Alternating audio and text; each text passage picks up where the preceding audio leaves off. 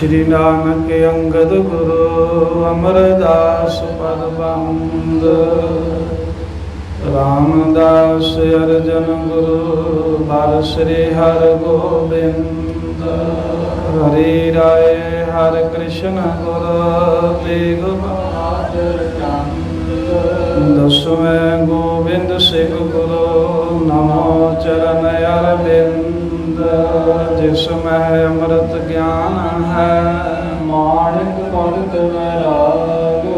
श्री गुरु ग्रंथ साहिब उदद बंदों अनुराग।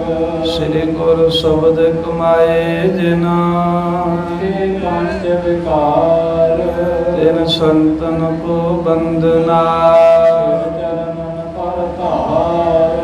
एक अंकारा सतगुरु प्रसाद सच होए। वाहिगुरु जी की फतेह। विघ्न विनाशन सोए। एक अंकारा सतगुरु ते प्रसाद सच होए। वाहिगुरु जी की फतेह। विघ्न विनाशन सोए। सतनाम श्री वाहिगुरु जी। आदि रहन तहां ते तुरे। तुरत फौज तो गैले जुरे। सिंगन के ते लागे खोज। डिगे टठे को मारे सोज। आदि रहन तहां ते तुरे। वाहिगुरु जी का खालसा वाहिगुरु जी की फतेह। धन धन सतगुरु श्री गुरु ग्रंथ साहिब महाराज जी दी परम पवित्र सत संगत हजूरी दे अंदर नौवें पातशाह धर्म रखियक शहीद सतगुरु गुरु तेग बहादुर साहिब महाराज दे पावन तप अस्थान गुरुद्वारा श्री भोरा साहिब पातशाही नौवीं विखे सतगुरां दे दरबारां दे विच संध्या दे समय दे सज्जे दीवाना च हाजरियां भर रहे। दर्शन दिदारे सेवा करके लाहा प्राप्त कर रहे गुरु प्यारी खालसा साध संगत जी। वड्डे भाग हन जो महाराज दे पावन स्थानां दी हाजरी मिली है। चल रहे गुरु पंथ खालसे दी कथा दे विच कल आपां सरवण कीता है। जिन्हों कानू आन दी शम दा घल्लूघारा पंथ कह के याद करदा है। जिहदे विच हज़ारां ही ਸਿੰਘਾਂ ਦੀਆਂ शहीदियां होईयां। ਉਹ ਘੱਲੂਘਾਰੇ ਦੇ ਵਿੱਚ ਜਿਵੇਂ ਸਿੰਘ ਲੜ ਰਹੇ ਨੇ ਸ਼ਹੀਦੀਆਂ ਪਾ ਰਹੇ ਨੇ ਜੂਝ ਰਹੇ ਨੇ। ਸਿੰਘ ਆਪਣਾ ਹੱਠ ਸਿੰਘ ਆਪਣਾ ਸਿਦਕ ਨਹੀਂ ਹਾਰ ਰਹੇ। ਇਹ ਕਥਾ ਆਪਾਂ ਸੁਣ ਰਹੇ ਹਾਂ। ਜਿਵੇਂ ਕੁਝ ਸਿੰਘ ਪਹਾੜ ਵਾਲੇ ਪਾਸੇ ਨੂੰ ਨਿਕਲੇ ਨੇ। ਉਧਰ ਪਹਾੜੀਆਂ ਨੇ ਉਹਨਾਂ ਦੇ ਉੱਤੇ ਹਮਲਾ ਕੀਤਾ। ਪਹਾੜ ਲੰਮੇ ਏਰੀਏ ਦੇ ਵਿੱਚ ਸੀ। ਕੁਝ ਬਚ ਬਚਾ ਕੇ ਉੱਤੇ ਚੜ੍ਹ ਵੀ ਗਏ। ਬਿਆਸ ਦਰਿਆ ਦੀ ਡੂੰਘਾਈ ਵੇਖਣ ਲਈ ਕੁਝ ਸਿੰਘ ਰੁੜ ਗਏ ਵਿੱਚ। ਇੱਕ ਪਾਸੇ ਅੱਗ ਲੱਗੀ ਹੋਈ ਹੈ ਜੰਗਲ ਨੂੰ। ਤੁਰਕਾਂ ਦੀ ਫੌਜ ਬਹੁਤ ਹੈ। ਸਿੰਘ ਭੁੱਖਣ ਪਾਣੇ ਸ਼ਸਤਰ ਕੋਈ ਨਹੀਂ ਚੰਗਾ ਜੰਗੀ। ਬਾਬਾ ਸੁਖਾ ਸਿੰਘ ਜੀ ਨੇ ਹਮਲਾ ਕੀਤਾ ਵੀ ਮੀਰ ਮੰਨੂ ਨੂੰ ਮਾਰੀਏ। ਵਾਹਿਗੁਰੂ ਲਖਪਤ ਰਾਏ ਨੂੰ ਮਾਰੀਏ ਜਿਹੜਾ ਪਵਾੜੇ ਦੀ ਜੜ ਹੈ। ਜਦੋਂ ਗਏ ਤੇ ਅੱਗਿਓਂ ਤੋਪ ਦਾ ਗੋਲਾ ਵੱਜਣ ਕਰਕੇ ਉਹਨਾਂ ਦੇ ਪੱਟ ਤੇ ਲੱਤ ਦੀ ਹੱਡੀ ਚੂਰ ਹੋ ਗਈ। ਫਿਰ ਵੀ ਸਿਦਕ ਨਹੀਂ ਹਾਰਿਆ। ਘੋੜੇ ਦੀ ਕਾਠੀ ਦੇ ਨਾਲ ਆਪਣੀ ਲੱਤ ਬੰਨ੍ਹ ਕੇ ਲੜਦੇ ਰਹੇ। ਜਿੱਥੇ ਫੌਜ ਦਾ ਹੱਲਾ ਹੁੰਦਾ ਅੱਗੇ ਹੋ ਜਾਂਦੇ ਨੇ। ਅਖੀਰ ਸਿੰਘਾਂ ਗੁਰਮਤਾ ਕੀਤਾ ਵੀ ਆਪਾਂ ਇੱਥੋਂ ਬਚ ਕੇ ਨਿਕਲੀਏ। ਇੱਕ ਵਾਰਾਂ ਬਚ ਜਾਾਂਗੇ ਸਮਾਂ ਪਾ ਕੇ ਫਿਰ ਆ ਕੇ ਇਹਨਾਂ ਨੂੰ ਟੱਕਰਾਂਗੇ। ਪੈਦਲ ਫੌਜ ਜਿਹੜੀ ਸੀ ਉਹਨੂੰ ਕਹਿੰਦੇ ਤੁਸੀਂ ਪਹਾੜਾਂ ਤੋਂ ਨਿਕਲ ਜਾਓ। ਘੋੜ ਸਵਾਰ ਜਿਹੜੇ ਸੀ ਉਹਨਾਂ ਨੂੰ ਬਾਬਾ ਸੁਖਾ ਸਿੰਘ ਕਹਿੰਦੇ ਤੁਹਾਨੂੰ ਰਾਹ ਮੈਂ ਬਣਾ ਕੇ ਦਿੰਦਾ, ਤੁਸੀਂ ਮੇਰੇ ਮਗਰ ਮਗਰ ਆਓ। ਸੋ ਇੱਦਾਂ ਕਰਕੇ ਪੈਦਲ ਫੌਜ ਨੂੰ ਪਹਾੜਾਂ ਵੱਲ ਨੂੰ ਭੇਜ ਦਿੱਤਾ ਹੈ। ਤੇ ਬਾਬਾ ਸੁੱਖਾ ਸਿੰਘ ਜੀ ਅੱਗੇ ਲੱਗੇ, ਜਕਾਰੇ ਬੁਲਾਉਂਦਿਆਂ ਜਿੱਥੇ ਫੌਜ ਖਲੋਤੀ ਸੀ ਤੁਰਕਾਂ ਦੀ ਘੇਰਾ ਪਾ ਕੇ ਹਮਲਾ ਕਰਤਾ। ਇੱਕਦਮ ਹੋਇਆ ਹਮਲਾ ਵੇਖ ਕੇ ਫੌਜ ਡਰ ਗਈ ਤੇ ਰਾਹ ਛੱਡ ਕੇ ਸੱਜੇ ਖੱਬੇ ਨੂੰ ਹੋ ਗਏ। ਸਿੰਘ ਵਿੱਚੋਂ ਦੀ ਨਿਕਲ ਕੇ ਪਾਰ ਲੰਘ ਗਏ। ਜਿਹੜੇ ਮਗਰ ਕੁਝ ਰਹਿ ਗਏ ਸਨ ਉਹ ਘੇਰੇ 'ਚ ਆਏ, ਸ਼ਹੀਦੀਆਂ ਪਾ ਗਏ। ਦੋਵੇਂ ਪਾਸਿਓਂ ਤੋਪਾਂ ਤੇ ਬੰਦੂਕਾਂ ਦੇ ਨਾਲ ਸਿੰਘਾਂ ਦੇ ਉੱਤੇ ਹਮਲਾ ਹੋਇਆ। ਸਿੰਘ ਜਿਵੇਂ ਕਿਵੇਂ ਕਰਕੇ ਅੱਗੇ ਜੰਗਲ ਦੇ ਵਿੱਚ ਵੜੇ ਨੇ। ਜਿਹੜਾ ਕੋਈ ਪਿੱਛੇ ਰਹਿ ਗਿਆ ਜਾਂ ਕੋਈ ਫਸਦਾ ਹੈ ਉਹਨੂੰ ਬਚਾਉਣ ਦੇ ਵਾਸਤੇ ਬਾਬਾ ਸੁੱਖਾ ਸਿੰਘ ਵਾਹ ਤਾਂ ਲਾਉਂਦੇ ਨੇ, ਪਰ ਫੌਜ ਬੜੀ ਵੈਰੀ ਦੀ ਜ਼ਿਆਦੀ ਹੋਣ ਕਰਕੇ ਵਾਹ ਪੇਸ਼ ਨਹੀਂ ਚੱਲਦੀ। ਜਿਵੇਂ ਸਿੰਘ ਜੰਗਲ ਦੇ ਵਿੱਚ ਪਹੁੰਚੇ ਹਨ, ਉੱਥੋਂ ਅੱਗੇ ਜਿਵੇਂ ਸਿੰਘ ਹੱਲਾ ਮਾਰ ਕੇ ਬਿਆਸ ਟੱਪ ਕੇ ਲੜਦਿਆਂ ਭਿੜਦਿਆਂ ਮਾਲਵੇ 'ਚ ਪਹੁੰਚਦੇ ਨੇ। ਜਾਂ ਪਹਾੜਾਂ ਵਾਲੇ ਪਾਸੇ ਜਿਹੜੇ ਸਿੰਘ ਗਏ ਹਨ ਉਹ ਜਿਵੇਂ ਪਹਾੜੀਆਂ ਦੇ ਨਾਲ ਭੁੱਖ ਨਾਲ ਲੜਾਉਂਦਿਆਂ ਕੀਰਤਪੁਰ ਸਾਹਿਬ ਜ਼ਿਕਰ ਪਹੁੰਚਦੇ ਨੇ। ਇਹ ਕਥਾ ਆਪਾਂ ਸਰਵਣ ਕਰਾਂਗੇ। ਲਵਾਓ ਹਾਜ਼ਰੀ, ਰਸਨਾ ਕਰੋ ਪਵਿੱਤਰ ਸਾਰੀ ਸੰਗਤ। ਆਖੋ ਸਤਿਨਾਮ ਸ੍ਰੀ ਵਾਹਿਗੁਰੂ ਜੀ, ਸਤਿਨਾਮ ਸ੍ਰੀ ਵਾਹਿਗੁਰੂ ਜੀ, ਸਤਿਨਾਮ ਸ੍ਰੀ ਵਾਹਿਗੁਰੂ ਜੀ। ਚੌਪਈ ਆਦਿ ਰਹਿਣ ਕਹਾਂ ਤੇ ਤੁਰੇ। ਸਾਧ ਸੰਗਤ ਜੀ, ਜਦੋਂ ਸਿੰਘ ਹੱਲਾ ਮਾਰ ਕੇ ਤੇ ਤੁਰਕਾਂ ਦੇ ਘੇਰੇ ਨੂੰ ਚੀਰ ਕੇ ਜੰਗਲ ਦੇ ਵਿੱਚ ਚਲੇ ਗਏ, ਉੱਥੇ ਜਾ ਕੇ ਸਿੰਘਾਂ ਨੇ ਕੁਝ ਆਰਾਮ ਕੀਤਾ। ਉਹਦਾ ਕਾਰਨ ਸੀ ਵੀ ਸਿੰਘ ਝਲ ਮੈਂ ਪਾਇਓ ਗ੍ਰਾਮ, ਲੂਟ ਕੋਟ ਤਹਿ ਕੀਓ ਵਿਸਰਾਮ। ਜਿਹੜੀ ਤੁਰਕ ਫੌਜ ਸੀ ਉਹ ਪਛਾਣ ਨੂੰ ਆ ਕੇ ਤੁਰਕ ਫੌਜ ਪਈ ਡੇਰੇ ਜਾਤ ਤੇ ਸਿੰਘ ਜੰਗਲ 'ਚ ਵੜ ਗਏ। ਅੱਧੀ ਕੁ ਰਾਤ ਤੀਕਰ ਸਿੰਘਾਂ ਨੇ ਇੱਥੇ ਵਿਸ਼ਰਾਮ ਕੀਤਾ, ਥੋੜ੍ਹਾ ਸਾਹ ਲਿਆ।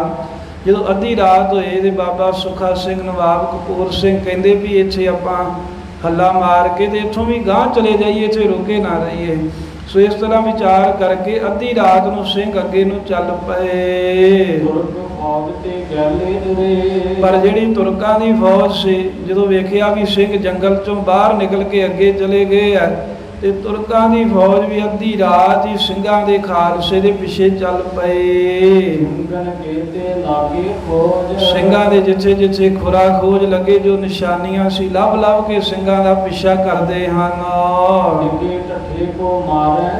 ਜੇ ਕੋਈ ਸਿੰਘ ਭੁੱਖ ਦੇ ਨਾਲ ਜਾਂ ਫੱਟੜ ਹੋ ਕੇ ਕਿਤੇ ਡਿੱਗਾ ਪਿਆ ਹੈ, ਜੇ ਜਾਂ ਕੋਈ ਆਰਾਮ ਕਰ ਰਿਹਾ ਹੈ ਵੀ ਮੈਂ ਮਗਰੋਂ ਆਵਾਂਗਾ, ਕਹਿੰਦੇ ਉਹਨੂੰ ਹੀ ਜਾ ਕੇ ਡਿੱਗੇ ਢੱਠੇ ਨੂੰ ਹੀ ਮਾਰ ਕੇ ਸਿਰ ਵੱਢ ਲੈਂਦੇ ਨੇ। ਕਿਉਂਕਿ ਕਈ ਦਿਨਾਂ ਦੀ ਜੰਗ ਹੋ ਰਹੀ ਹੈ। ਸਿੰਘ ਰਾਤ ਦਾ ਅਨੀਂਦਰਾ ਹੋਣ ਕਰਕੇ ਰਾਤ ਦਿਨ ਸੁੱਤੇ ਨਹੀਂ, ਨੀਂਦ ਕਰਕੇ ਸਰੀਰ ਥੱਕਿਆ ਹੋਇਆ ਹੈ, ਕੁਝ ਛਕਣ ਛਕਾਉਣ ਨੂੰ ਮਿਲਿਆ ਨਹੀਂ, ਇਸ ਕਰਕੇ ਭੁੱਖੇ ਹੈ। ਗਰਮੀ ਦਾ ਸਮਾਂ ਆਏ ਤੇ ਤਨ ਦੇ ਉੱਤੇ ਵੀ ਕੱਪੜੇ ਪੂਰੇ ਨਹੀਂ, ਕਸ਼ਹਿਰਾ ਹੈ ਜਾਂ ਇੱਕ ਕਮਰ ਕੱਸਾ ਦੇ ਸਿਰ ਤੇ ਦਮਾਲਾ ਹੈ। ਐਵੇਂ ਕਹਿੰਦੇ ਨੰਗੇ ਭੁੱਖੇ ਥੱਕੇ ਟੁੱਟੇ ਸਿੰਘ ਜਿਹੜੇ ਖਲੋਤੇ ਸਨ, ਸਹਿਜੇ ਸਹਿਜੇ ਜਾ ਰਹੇ ਸਨ। ਸਹਿਜੇ ਸਹਿਜੇ ਕਹਿੰਦੇ ਜਾ ਰਹੇ ਸੀ, ਸਰੀਰ ਵਿੱਚ ਬਲ ਨਹੀਂ। ਜਿਨ੍ਹਾਂ ਦੇ ਘੋੜੇ ਮਰ ਗਏ ਉਹਨਾਂ ਨੂੰ ਵੀ ਪੈਦਲ ਹੀ ਜਾਣਾ ਪੈ ਰਿਹਾ ਏ। ਇਸ ਤਰ੍ਹਾਂ ਫਿਰ ਜਦੋਂ ਸਿੰਘ ਪੁੱਜ ਜਾਂਦੇ ਵੇਖੇ ਤੇ ਫੌਜ ਨੇ ਮਗਰੋਂ ਆ ਕੇ ਸਿੰਘਾਂ ਨੂੰ ਘੇਰਾ ਪਾ ਲਿਆ। ਸਿੰਘ ਕਹਿੰਦੇ ਲੜਨ ਵਾਸਤੇ ਫਿਰ ਤਿਆਰ ਹੋ ਗਏ ਵੀ ਇਹ ਜਿਹੜੇ ਤੁਰਕ ਖਹਿੜਾ ਨਹੀਂ ਛੱਡਦੇ, ਵੀ ਇਹਨਾਂ ਨਾਲ ਲੜਨ ਤੋਂ ਬਗੈਰ ਆਪਣਾ ਕੰਮ ਨਹੀਂ ਸਰਨਾ। ਆ ਜਿਹੜਾ ਕੋਈ ਤੁਰਕ ਸਿਪਾਹੀ ਝੱਲ ਦੇ ਜੰਗਲ ਦੇ ਵਿੱਚ ਆ ਗਿਆ, ਉਹ ਸਿੰਘਾਂ ਨੇ ਨਹੀਂ ਛੱਡਿਆ। ਸਿੰਘਾਂ ਨੇ ਉੱਥੇ ਹੀ ਦੱਬ ਲਿਆ, ਉਸੇ ਹੀ ਮਾਰ ਕੇ ਤਲਵਾਰ ਉਹਦੇ ਦੋ ਟੋਟੇ ਕਰ ਦਿੱਤੇ। ਤੇ ਜੇ ਕੋਈ ਕਹਿੰਦੇ ਵੀ ਸਿੰਘ ਝੱਲ ਤੋਂ ਬਾਹਰ ਗਿਆ ਕਿਤੇ ਜੰਗਲ ਦੇ ਵਿੱਚ, ਜੰਗਲ ਤੋਂ ਬਾਹਰ ਕੋਈ ਤੁਰਕਾਂ ਦੇ ਹੱਥ ਜੇ ਕੋਈ ਸਿੰਘ ਆ ਗਿਆ, ਉਹ ਤੁਰਕਾਂ ਨੇ ਕਹਿੰਦੇ ਮਾਰ ਕੇ ਖਪਾਤਾ, ਉਹਦੇ ਟੋਟੇ ਕਰਤੇ। ਜਿਹੜਾ ਸਿੰਘਾਂ ਦੇ ਦਾ ਆ ਗਿਆ ਸਿੰਘਾਂ ਨਹੀਂ ਛੱਡਿਆ, ਜਿਹੜਾ ਤੁਰਕਾਂ ਦੇ ਦਾ ਸਿੰਘ ਆ ਗਿਆ ਉਹਨਾਂ ਨਹੀਂ ਛੱਡਿਆ। ਉਸ ਵੇਲੇ ਜਿਹੜੇ ਮੁਖੀ ਸਿੰਘ ਸੀ ਉਹਨਾਂ ਨੇ ਆਪਸ ਦੇ ਵਿੱਚ ਗੁਰਮਤਾ ਕੀਤਾ, ਸਲਾਹ ਕੀਤੀ। ਪਾਇਆ। ਕਹਿਣ ਲੱਗੇ ਵੀ ਆਪਾਂ ਨੱਠ ਕੇ ਕਿਵੇਂ ਜਾ ਸਕਦੇ ਹਾਂ? ਜੇ ਆਖੀਏ ਵੀ ਨੱਠ ਕੇ ਚਲੇ ਜਾਈਏ ਤੇ ਤੁਰਕ ਫੌਜਾਂ ਸਾਡੇ ਨੇੜੇ ਨਾ ਲੱਗਣ। ਮੁੜ ਮੁੜ ਲੜੋ ਔਰ ਤੁਰਤੇ ਜਾਗੋ। ਜਿਵੇਂ ਆਪਾਂ ਸ਼ੁਰੂ ਤੋਂ ਲੜਦੇ ਆਏ ਆ ਨਾ ਵੀ ਪਿੱਛੇ ਮੁੜ ਕੇ ਹਮਲਾ ਕਰੋ ਤੇ ਫੇਰ ਅੱਗੇ ਨੂੰ ਚਲੇ ਜਾਓ, ਫੇਰ ਲੜੋ ਮੁੜ ਮੁੜ ਕੇ ਤੇ ਅੱਗੇ ਨੂੰ ਵੱਧਦੇ ਜਾਓ, ਇਦਾਂ ਸੂਤਰ ਆਵੇਗਾ। ਔਰ ਵੱਡਾ ਕੋ ਝਾਲਤ ਪਾਵੋ। ਤੇ ਅੱਗੇ ਜਾ ਕੇ ਕੋਈ ਵੱਡਾ ਜੰਗਲ, ਕੋਈ ਝੱਲ, ਕੋਈ ਆਸਰਾ ਵੇਖੀਏ, ਕਿਉਂਕਿ ਵੱਡੇ ਝੱਲ ਦੇ ਵਿੱਚ ਤੁਰਕਾਂ ਦੀ ਫੌਜ ਅੰਦਰ ਆਉਣ ਤੋਂ ਡਰਦੀ ਹੈ। ਹੋਰ ਛੋਟੇ ਝੱਲ ਜਦ ਸਿੰਘ ਵੜੈ ਕਰੈ ਤੁਰਕ ਪਵਖਵਾਰ। ਜਦੋਂ ਕਿਸੇ ਛੋਟੇ ਝੱਲ ਦੇ ਵਿੱਚ ਤੁਰੇ ਜਾਂਦੇ ਆ, ਕਿਉਂਕਿ ਜੰਗਲ ਜਿਹੜਾ ਹੈ ਵੱਡਾ ਸੰਘਣਾ ਵੀ ਆ ਜਾਂਦਾ ਹੈ ਤੇ ਕਿਤੇ ਥੋੜਾ ਜਿਹਾ ਘੱਟ ਵਿਰਲ ਚ ਵੀ ਆ ਜਾਂਦਾ। ਜਦੋਂ ਤੇ ਕਿਸੇ ਵਿਰਲੇ ਜੰਗਲ ਦੇ ਵਿੱਚ ਸਿੰਘ ਵੜਦੇ ਹਨ ਤੇ ਤੁਰਕ ਸਿੰਘਾਂ ਨੂੰ ਬੜਾ ਖਵਾਰ ਕਰਦੇ ਨੇ, ਬਹੁਤ ਹੱਲਾ ਕਰਦੇ ਨੇ। ਵੱਡੇ ਝੱਲ ਮਹਿ ਖਾਲਸਾ ਵੜ ਤੁਰਕਣ ਦੇ ਮਾਰ। ਪਰ ਜਿੱਥੇ ਕੋਈ ਜੰਗਲ ਸੰਘਣਾ ਆਉਂਦਾ ਹੈ ਉੱਥੇ ਕਹਿੰਦੇ ਸਿੰਘਾਂ ਦਾ ਜ਼ੋਰ ਪੈ ਜਾਂਦਾ ਹੈ, ਕਿਉਂਕਿ ਜੇ ਕੋਈ ਤੁਰਕ ਉਹਦੇ ਵਿੱਚ ਵੜਿਆ ਤੇ ਉਹਨੂੰ ਸਿੰਘ ਉਸੇ ਨੇ ਮਾਰ ਲੈਂਦੇ ਹਨ। ਜਾਓ ਕੋਈ ਤਬ ਤੁਰਕਣ ਇੱਕ ਮਤਾ ਪਕਾਇਆ। ਇੱਧਰ ਤੁਰਕਾਂ ਨੇ ਵੀ ਸਲਾਹ ਕੀਤੀ ਵੀ ਵੱਡੇ ਜੰਗਲਾਂ ਦੇ ਅਸੀਂ ਭੇਤੀ ਨਹੀਂ ਆ, ਸਿੰਘ ਜੰਗਲਾਂ ਦੇ ਭੇਤੀ, ਜੰਗਲ ਇਹਨਾਂ ਨੂੰ ਰਾਹ ਦਿੰਦੇ ਹਨ। ਬਲਕਿ ਇਕੱਠਾ ਕਰ ਦਿਨਾ ਮਕਾਇਆ। ਇਹਦੇ ਆਪਾਂ ਇਦਾਂ ਕਰਦੇ ਆ ਵੀ ਜੰਗਲ ਜਿੱਥੇ ਹੁਣ ਸਿੰਘ ਵੜੇ ਆ, ਆਪਾਂ ਪਿੰਡ ਦੇ ਆ ਜਿਹੜੇ ਨੇੜੇ ਨੇੜੇ ਦੇ ਨਗਰ ਨੇ, ਮੁਲਕ ਮਲਖਈਆ ਜਿਹਨੂੰ ਕਹਿ ਦਿੰਦੇ ਨੇ, ਵੀ ਇਹਨਾਂ ਲੋਕਾਂ ਨੂੰ ਇਕੱਠੇ ਕਰਕੇ ਤੇ ਜੰਗਲਾਂ ਦੇ ਭੇਤੀ ਆ ਸਿੰਘਾਂ ਦੇ ਦੁਆਲੇ ਕਰੀਏ। ਇਹ ਝੱਲ ਮੈਂ ਰਈਅਤ ਵਾੜ। ਆ ਕਹਿੰਦੇ ਆਪਣੀ ਰਈਅਤ ਝੱਲ ਦੇ ਵਿੱਚ ਵਾੜੀਏ, ਕਿਉਂਕਿ ਇਹਨਾਂ ਨੂੰ ਜੰਗਲ ਦਾ ਭੇਤ ਹੈ, ਇਹਨਾਂ ਨੂੰ ਸਾਰਾ ਪਤਾ ਹੈ ਕਿਵੇਂ ਜੰਗਲ 'ਚ ਜਾਣਾ ਤੇ ਕਿੱਧਰ ਨੂੰ ਰਾਹ ਜਾਂਦੇ ਨੇ। ਸਿੰਘਨ ਕੋ ਲੇਵੈ ਮਾਰ। ਤੇ ਇਹਨਾਂ ਨੂੰ ਹਥਿਆਰ ਆਪਾਂ ਸਪਲਾਈ ਕਰਾਂਗੇ ਤੇ ਰਈਅਤ ਅੰਦਰ ਜਾਵੇ। ਜਿਹੜੇ ਕੋਈ ਸੁੱਕੇ ਥੱਕੇ ਟੁੱਟੇ ਭੁੱਖਣ ਪਾਣੇ ਸਿੰਘ ਹੈਗੇ ਨੇ ਉਹਨਾਂ ਨੂੰ ਜਾ ਕੇ ਮਾਰ ਲੈਣ। ਤਬ ਦੀਵਾਨ ਨੇ ਰਈਅਤ ਮਗਾਈ। ਲਖਪਤ ਰਾਏ ਨੇ ਸਲਾਹ ਮੰਨ ਲਈ ਤੇ ਉਸੇ ਵੇਲੇ ਨੇ ਆਪਣੇ ਬੰਦੇ ਭੇਜੇ ਤੇ ਜਿਹੜੇ ਜਿਹੜੇ ਉਸ ਕਾਹਨੂਆਨ ਦੀ ਸ਼ਮ ਦੇ ਨੇੜੇ ਤੇੜੇ ਦੂਰ ਤੀਕਰ ਨਗਰ ਖੇੜੇ ਕੁਝਾਏ ਸਨ, ਉਥੋਂ ਦੇ ਚੌਧਰੀਆਂ ਨੂੰ ਕਹਿੰਦੇ ਆਪੋ ਆਪਣੇ ਪਿੰਡਾਂ ਦੇ ਲੋਕਾਂ ਨੂੰ ਲੈ ਕੇ ਆਓ ਵੀ ਸਿੱਖਾਂ ਨੂੰ ਮਾਰਨਾ ਹੈ। ਆਈ ਰਈਅਤ ਢੋਲ ਵਜਾਈ। ਜਿਹੜੇ ਰਈਅਤ ਦੇ ਲੋਕ ਹੁੰਦੇ ਆ ਨਾ, ਇਹ ਮਸ਼ਰ ਜਾਂਦੇ ਆ, ਇਹ ਮਸ਼ਰਗੇ ਵੀ ਸਰਕਾਰ ਸਾਡੇ ਨਾਲ ਹੈ ਤੇ ਢੋਲ ਵਜਾ ਕੇ ਬੜੇ ਨੱਚਦੇ ਟੱਪਦੇ ਆਏ, ਅਸੀਂ ਇਹਨਾਂ ਦੇ ਕਹਿਣ ਤੇ ਸਿੰਘਾਂ ਨੂੰ ਮਾਰਾਂਗੇ ਤੇ ਸਾਨੂੰ ਇਨਾਮ ਮਿਲਣਗੇ। ਦੀਨੇ ਸੋ ਬੇਲੇ ਭੇਦ। ਇਹਨਾਂ ਨੂੰ ਆਉਂਦਿਆਂ ਨੂੰ ਕਹਿੰਦੇ ਵੀ ਜਿਹੜਾ ਬੇਲਾ ਸੀ ਨਾ, ਜਿਹੜਾ ਜੰਗਲ ਸੀ ਉਹਦੇ ਵਿੱਚ ਧੱਕ ਦਿੱਤਾ ਵੀ ਜਾਓ ਅੰਦਰ ਸਿੰਘ ਬੈਠੇ ਆ, ਉਹਨਾਂ ਨੂੰ ਮਾਰੋ ਜਾਂ ਉੱਥੋਂ ਕੱਢੋ ਬਾਹਰ। ਸਾਤ ਬੰਦੂਕਾਂ ਔਹਤ ਸੇਲ। ਆ ਬੰਦੂਕਾਂ ਦੇ ਦਿੱਤੀਆਂ, ਕਿਸੇ ਨੂੰ ਬਰਸ਼ਾ ਦੇ ਦਿੱਤਾ, ਕਿਸੇ ਨੂੰ ਤਲਵਾਰ ਦੇ ਦਿੱਤੀ। ਸਾਰੇ ਸ਼ਸਤਰ ਜਿਹੜੇ ਨੇ ਇਹਨਾਂ ਤੁਰਕ ਸਿਪਾਹੀਆਂ ਨੇ, ਇਹਨਾਂ ਮੁਗਲਾਂ ਨੇ, ਪਠਾਣਾ ਨੇ ਖਾਲਸੇ ਦੇ ਨਾਲ ਜੰਗ ਕਰਨ ਦੇ ਵਾਸਤੇ ਪਿੰਡਾਂ ਦੇ ਲੋਕਾਂ ਨੂੰ ਦੇ ਦਿੱਤੇ। ਹਥਿਆਰ ਦੇ ਕੇ ਕਹਿੰਦੇ ਵੀ ਜੰਗਲਾਂ ਦੇ ਤੁਸੀਂ ਭੇਤੀ ਹੋ, ਉਧਰ ਸਿੰਘ ਵੀ ਜੰਗਲਾਂ ਦੇ ਭੇਤੀ ਹੈ ਤੇ ਜਾ ਕੇ ਜੰਗਲ ਦੇ ਵਿੱਚ ਸਿੰਘਾਂ ਦੇ ਹੱਲਾ ਕਰੋ ਤੇ ਜੇ ਤੁਸੀਂ ਮਾਰ ਨਹੀਂ ਸਕੋਗੇ ਤੇ ਜੰਗਲਾਂ ਚੋਂ ਸਿੰਘਾਂ ਨੂੰ ਬਾਹਰ ਕੱਢੋ ਤੇ ਜਦੋਂ ਬਾਹਰ ਆਏ ਅਸੀਂ ਆਪੇ ਹੀ ਫੜ ਕੇ ਮਾਰ ਲਵਾਂਗੇ। ਸੋ ਸਿੰਘ ਗਣ ਸਿਓ ਆਪੜੇ ਕਰ ਕਰ ਕਈ ਉਪਾਏ। ਇਦਾਂ ਸਾਧ ਸੰਗਤ ਜੀ ਫੌਜ ਦੇ ਨਾਲ ਤਾਂ ਸਿੰਘ ਲਾੜੀ ਰਹੇ ਆ, ਇਲਾਕੇ ਦੇ ਲੋਕ ਵੀ ਸਿੰਘਾਂ ਦੇ ਉੱਤੇ ਆ ਕੇ ਪੈ ਗਏ, ਦਾ ਕਰ ਕਰਕੇ ਸਿੰਘਾਂ ਨੂੰ ਮਾਰਨ ਦੇ ਵਾਸਤੇ ਹੱਲਾ ਕਰਦੇ ਹਨ। ਸੋ ਸਿੰਘ ਗਣ ਔਖੀ ਬਣੀ ਲਬੈ ਨਹੀਂ ਕਹੂ ਰਹੇ। ਸਿੰਘਾਂ ਵਾਸਤੇ ਬੜੀ ਗੱਲ ਔਖੀ ਬਣ ਗਈ, ਕਹਿੰਦੇ ਵੀ ਇਹਨਾਂ ਫੌਜਾਂ ਦੇ ਨਾਲ ਤੇ ਲੜ ਭਿੜ ਰਹੀ ਹੈ, ਪਰ ਹੁਣ ਇਲਾਕੇ ਦੇ ਭੇਤੀ ਲੋਕ ਵੀ ਸਾਡੇ ਖਿਲਾਫ ਹੋ ਗਏ ਆ, ਸਿੰਘਾਂ ਨੂੰ ਤੇ ਕੋਈ ਰਾਹ ਨਹੀਂ ਲੱਭ ਰਿਹਾ ਵੀ ਹੁਣ ਕਿੱਧਰ ਜਾਈਏ ਤੇ ਕਿਵੇਂ ਬਚਾਅ ਕਰੀਏ। ਆਓ ਪਈ ਸੁਖਾ ਸਿੰਘ ਤਬ ਐਸੀ ਕਹੀ। ਸੁਖਾ ਸਿੰਘ ਤਬ ਐਸੀ ਕਹੀ। ਆ ਸੁਖਾ ਸਿੰਘ ਜੀ ਨੇ ਉਸ ਵੇਲੇ ਕਹਿੰਦੇ ਵੀ ਇਦਾਂ ਕਿਹਾ, ਬਿਨ ਮਾਰੇ ਹਮ ਬਚੈ ਸੁਨਾਹੀ। ਬਿਨ ਮਾਰੇ ਹਮ ਬਚੈ ਸੁਨਾਹੀ। ਆ ਬਾਬਾ ਸੁਖਾ ਸਿੰਘ ਜੀ ਕਹਿੰਦੇ ਖਾਲਸਾ ਜੀ ਵੀ ਸਾਡੀ ਗੱਲ ਸੁਣੋ, ਵੀ ਇਦਾਂ ਨਹੀਂ ਆਪਾਂ ਜੇ ਤੁਸੀਂ ਆਖੋ ਵੀ ਬਚ ਜਾਗੇ ਇੱਧਰ ਸੱਜੇ ਖੱਬੇ ਜਾ ਕੇ, ਕਹਿੰਦੇ ਬਿਨ ਮਾਰੇ ਹਮ ਬਚੇ ਸੋ ਨਹੀਂ। ਜਿੰਨਾ ਚਿਰ ਅਸੀਂ ਇਹਨਾਂ ਨੂੰ ਮਾਰਦੇ ਨਹੀਂ ਨਾ, ਜਿਹੜੀ ਫੌਜ ਚੜ ਕੇ ਆ ਰਹੀ ਹੈ, ਜਿੰਨਾ ਚਿਰ ਅੱਗੇ ਇਹਨਾਂ ਨੂੰ ਜਵਾਬ ਨਹੀਂ ਦਿੰਦੇ, ਅਬ ਇਨਕੋ ਲਈਏ ਮਾਰ। ਉਹਨਾਂ ਚਿਰ ਸਾਡਾ ਬਚਾਅ ਨਹੀਂ ਹੋਣਾ। ਇਸ ਕਰਕੇ ਜੇ ਹੁਣ ਆਪਾਂ ਜਿਹੜਾ ਇਹ ਮੁਲਕ ਮਲਖਈਆ ਸਾਡੇ ਤੇ ਚੜ ਕੇ ਆਇਆ, ਜੇ ਆਪਾਂ ਇਹਨਾਂ ਨੂੰ ਮਾਰ ਲਈਏ ਤਾਂ ਤੇ ਫਿਰ ਜੰਗਲ ਦੇ ਵਿੱਚ ਅਸੀਂ ਸੌਖੇ ਰਹਿ ਸਕਦੇ ਹਾਂ। ਜੇ ਇਹਨਾਂ ਨੂੰ ਆਪਾਂ ਨਹੀਂ ਮਾਰਦੇ, ਲਿਹਾਜ਼ ਕਰਦੇ ਆ, ਤੇ ਫਿਰ ਇਹਨਾਂ ਆਪਾਂ ਨੂੰ ਜੰਗਲ 'ਚ ਨਹੀਂ ਰਹਿਣ ਦੇਣਾ। ਕਿਉਂਕਿ ਜੇ ਸਾਡੇ ਕੋਈ ਮਾਰੇ ਮਾਰੇ ਨਾ ਗਏ, ਇਹ ਵੀ ਪਿੰਡਾਂ ਦੇ ਲੋਕ ਹੈ, ਜੰਗਲਾਂ ਦੇ ਭੇਤੀ ਹਨ। ਇਹ ਹਮਕੋ ਲਹਿ ਮਾਰ। ਜੇ ਆਪਾਂ ਨਾ ਮਾਰਿਆ ਖਾਲਸਾ ਜੀ, ਆਪਾਂ ਨੂੰ ਇਹ ਲੋਕ ਮਾਰ ਲੈਣਗੇ, ਕਿਉਂਕਿ ਸਿੰਘ ਚਾਹੁੰਦੇ ਸੀ ਵੀ ਅਸੀਂ ਫੌਜ ਨਾਲ ਲੜੀਏ, ਵੀ ਆਮ ਪਿੰਡਾਂ ਦੇ ਲੋਕਾਂ ਨੂੰ ਕਿਉਂ ਕੁਝ ਕਹਿਣਾ ਹੈ। ਪਰ ਸੁਖਾ ਸਿੰਘ ਜੀ ਕਹਿੰਦੇ ਵੀ ਜੇ ਆਪਾਂ ਇਹਨਾਂ ਨੂੰ ਨਾ ਮਾਰਿਆ ਤੇ ਇਹਨਾਂ ਨੇ ਆਪਾਂ ਨੂੰ ਮਾਰ ਲੈਣਾ ਹੈ। ਅਸੇ ਚੋਰ ਜਿਮ ਤਿਨ ਹੱਠ ਕੀਆ। ਇਸ ਤਰ੍ਹਾਂ ਸਿੰਘਾਂ ਨੇ ਕਹਿੰਦੇ ਫਿਰ ਹੱਠ ਕੀਤਾ ਵੀ ਹੁਣ ਇਹਨਾਂ ਦਾ ਵੀ ਲਿਹਾਜ਼ ਨਹੀਂ ਕਰਨਾ। ਸਤਿਗੁਰ ਰਖਣੋ ਖਾਲਸੋ ਕੀਆ। ਜੰਗ ਜੁੱਧ ਕਰਨ ਦਾ ਸਿੰਘਾਂ ਦੇ ਵਿੱਚ ਬਲ ਤਾਂ ਹੈ ਨਹੀਂ ਸੀ, ਪਰ ਖਾਲਸੇ ਨੂੰ ਕਹਿੰਦੇ ਸਤਿਗੁਰਾਂ ਨੇ ਰੱਖਣਾ ਸੀ ਨਾ, ਸਤਿਗੁਰੂ ਰਖਵਾਲਾ ਸੀ ਖਾਲਸੇ ਦਾ, ਤੇ ਇੱਕਦਮ ਸਿੰਘਾਂ ਦੇ ਵਿੱਚ ਬਲ ਸ਼ਕਤੀ ਭਰ ਦਿੱਤੇ। ਤਉ ਸਿੰਘ ਹੱਲਾ ਕਰ ਪਏ, ਜੱਟ ਚੱਲੇ ਸੋ ਅੱਗੇ ਲਾਗ। ਇਹ ਤਾਂ ਵਿਚਾਰ ਕੀਤੀ ਤੇ ਸਿੰਘਾਂ ਜਕਾਰਾ ਛੱਡਿਆ ਤੇ ਘੇਰਾ ਕਰਤਾ ਹੱਲਾ, ਤੇ ਜਿਹੜੇ ਮੁਸਲਮਾਨ ਜਾਂ ਹਿੰਦੂ ਜੱਟ ਆਏ ਸੀ ਜ਼ਿਮੀਂਦਾਰ, ਜਦੋਂ ਸਿੰਘਾਂ ਦਾ ਹੱਲਾ ਹੋਇਆ, ਜਿਹੜੇ ਇਹ ਕਹਿ ਕੇ ਆਏ ਸੀ ਲਖਪਤ ਰਾਏ ਨੂੰ ਵੀ ਅਸੀਂ ਸਿੰਘਾਂ ਨੂੰ ਮਾਰਾਂਗੇ ਤੇ ਸਾਨੂੰ ਜਗੀਰਾਂ ਦਿਓ, ਉਹ ਕਹਿੰਦੇ ਵੀ ਹੁਣ ਅੱਡੀਆਂ ਨੂੰ ਥੁੱਕ ਲਾ ਕੇ ਬਾਹਰ ਨੂੰ ਨੱਸ ਚੱਲੇ। ਤੇ ਸਿੰਘਾਂ ਨੇ ਭਜਦੇ ਜਾਂਦਿਆਂ ਦੇ ਕੋਲੋਂ ਕਹਿੰਦੇ ਸ਼ਸਤਰ ਵੀ ਖੋਹ ਲਏ। ਸਿੰਘਾਂ ਕੋਲ ਸ਼ਸਤਰਾਂ ਦੀ ਘਾਟ ਸੀ ਤੇ ਇਹ ਲੈ ਕੇ ਆਏ ਸੀ ਫੌਜਾਂ ਦੇ ਕੋਲੋਂ, ਜਿਹੜਾ ਵੀ ਕੋਈ ਸਿੰਘਾਂ ਦੇ ਦਾ ਆਇਆ, ਜੋ ਲੱਭਿਆ ਸਿੰਘਾਂ ਨੇ ਉਹੀ ਸ਼ਸਤਰ ਬਸਤਰ ਖੋਹ ਲਿਆ। ਤੇ ਜਿਹੜੇ ਭੱਜਣਾ ਚਾਹੁੰਦੇ ਸੀ ਭੱਜਦੇ ਜਾਂਦਿਆਂ ਨੂੰ ਨਹੀਂ ਮਾਰਿਆ।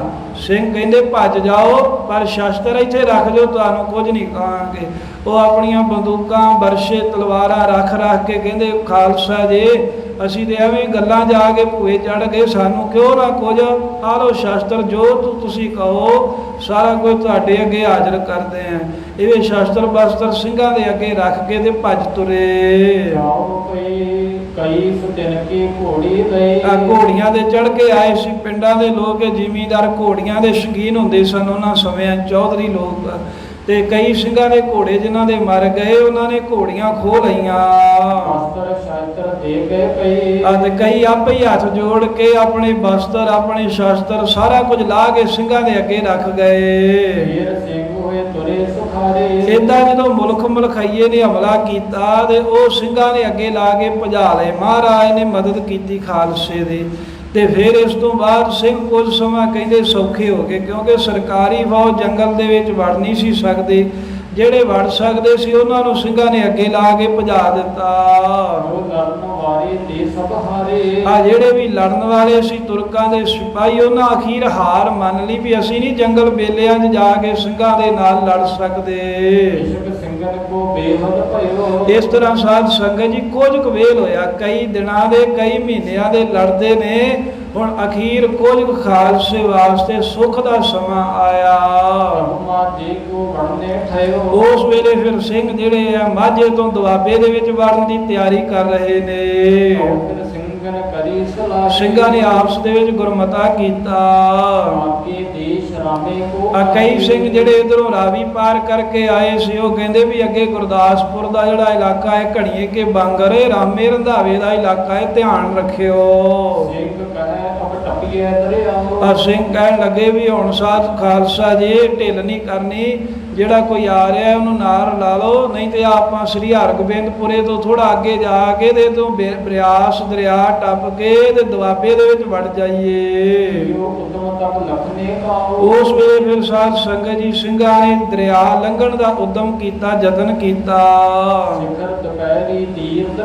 ਐਨ ਦੁਪਹਿਰ ਸਿਖਰ ਦੀ ਹੈ, ਮਈ ਦਾ ਮਹੀਨਾ ਹੈ, ਅਸਮਾਨ ਦੇ ਵਿੱਚ ਸੂਰਜ ਟਿੱਕੀ ਲੱਗਾ ਏ ਤੇ ਦਰਿਆ ਦੇ ਕਿਨਾਰੇ ਤੇ ਸਿੰਘ ਆ ਗਏ।